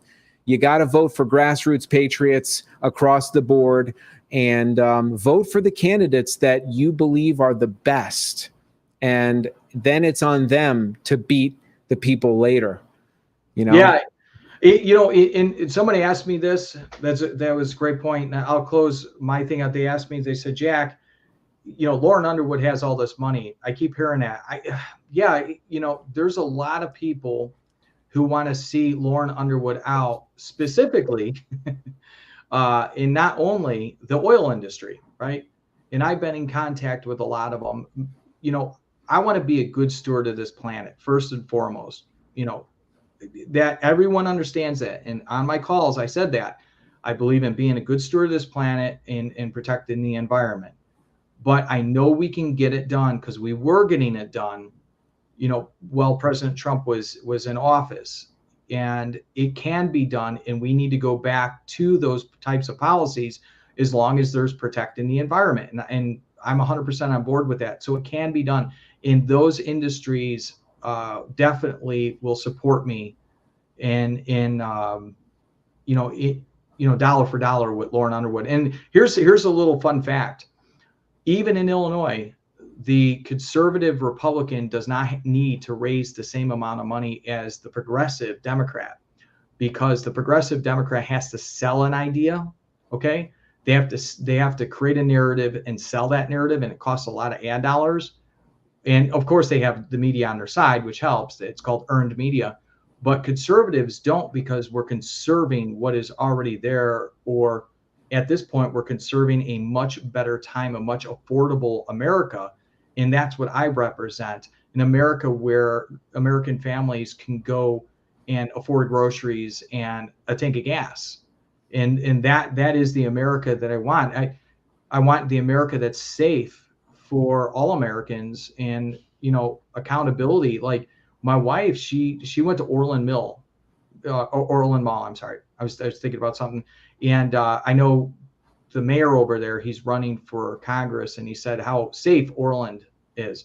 Well, yeah, the day before, they found a young man walking around with a loaded rifle in the parking lot of Orland Mall. And then there was some man in a van watching, bird dogging my wife as she was walking in. Thank God her daughter wasn't with her to drop her rings off to go get them cleaned. And my wife literally peeked outside. And I said, why didn't you call me? It's like 25 minutes away, but, I would have walked you to the car. And she was actually scared. And now we see in Oak Brook, growing up, I grew up on the south side of Chicago, right by Midway Airport area. I never, even over there, like, you never heard of shootings at malls. No. Ford City eventually, but, Oak Brook, you would have never thought of that. Orland, never, ever. And now this is what's become of us having a lawless society and do nothing prosecutors like Kim Foxx. She was put into that seat by George Soros funded. And I'm the only candidate out of Illinois that's called for George Soros to be hauled in before Congress. Fun fact, right? More people should be asking, we need to bring George Soros in. I think Ron DeSantis has actually been going after George Soros as well, whereas I'll call for him to be brought in an investigation of his money to make sure that it was done lawfully, because George Soros is installed prosecutors. Because think about it, prosecutor is only 6 figures, right? You don't have to pay that much money. And then they have this right where they can choose what cases they want to go after.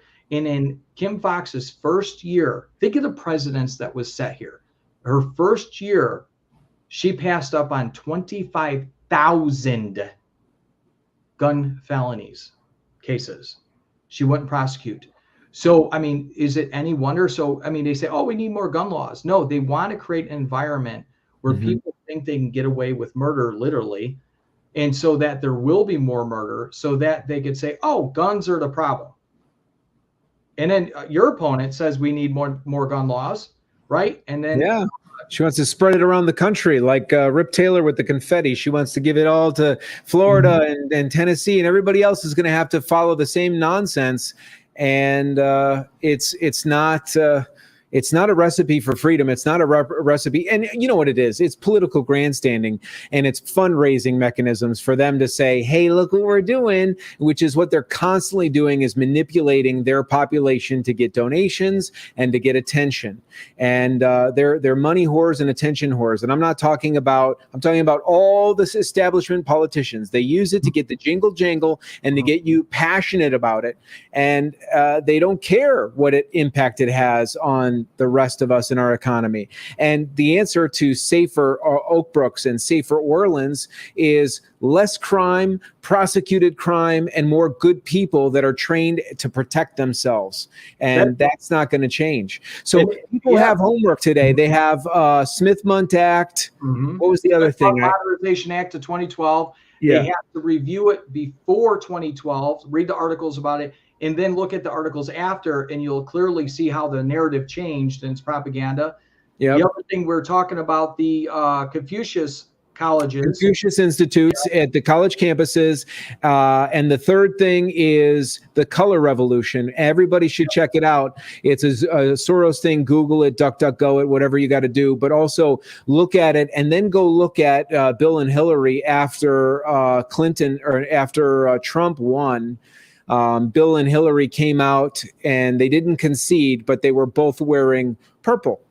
And that was the beginning of this series of attempts at a color revolution in the United States of America. People should not take my word for it. Look it up. I have had a great time talking. I know we could probably sit here and talk. There's so much to dissect. Maybe we should do it again. But please, people, look up those three things and do your research on the America First grassroots candidates that you think will best Sherpa the United States of America towards freedom and away from global nonsense that seems to be the new wave of things. Jack, I'm going to let you go, and I'm going to end this. We got some people we need to share this, please. Thank you for the comments. I'll go back and if we missed some of them and they were questions or things, I'll get back to you. And I'm sure Jack will check it out. Thanks to the people in the Parents March group. Thanks to the people on the CKG page, and everybody for watching this. And by the way, this happens. I know that we did a long live here. And some people inevitably, will get messages and, you guys got to keep it shorter. You got to do this. Understand that this was a long conversation because Facebook Live and these live mechanisms help build an audience, and they help build comments. And so it's like we're in a parade right now. So we let the parade go by and you guys get to see it. And you are always welcome, you the viewer, you the citizens, to go back and pick and choose and share clips. And if you see something that you liked, or a time code for something that you thought Jack said that was profound and you really like it, please put the time code in the comments and let people know, hey, Jack said something about X, Y, and Z. Matt said something about Confucius Institutes. Put it in the comments and share it with people and let them know, because nobody here expected you guys to sit here for 2 hours. We knew that people would come in and come out. That's the way this works. So thank you for your patience. Thank you for your time today. I know you got a ton of stuff to do. I got to go get a trailer for my banners for, we're going to have in Oswego. We're going to be in the parade. I have a trailer. We're putting 5 foot by 10 foot. Did you see my signs out there popping up? You seen them on Facebook? They're 5 foot by 10 foot. Jack. Go big or go home. Say hi. Are you live? Yeah, we're live. Just say hi. Geez. Hi. Where are you at? She can't. Oh, there. Hey, Jack. Hey. How you doing? How are you? Good. I would have Sharon come in and say hello, but she's dealing with the 2 foot of terror right now. Yeah, they're doing cool stuff. No, I can hear her downstairs. Summer's very upset. She's a little stormy right now. She's very upset about something. I don't know what it is. It was She's probably 2. She's got a lot on her mind. All right, I'm going to let you go. I appreciate this. I'll send you the links afterward, Thank you. and I'm going to just click end. Matt, thanks for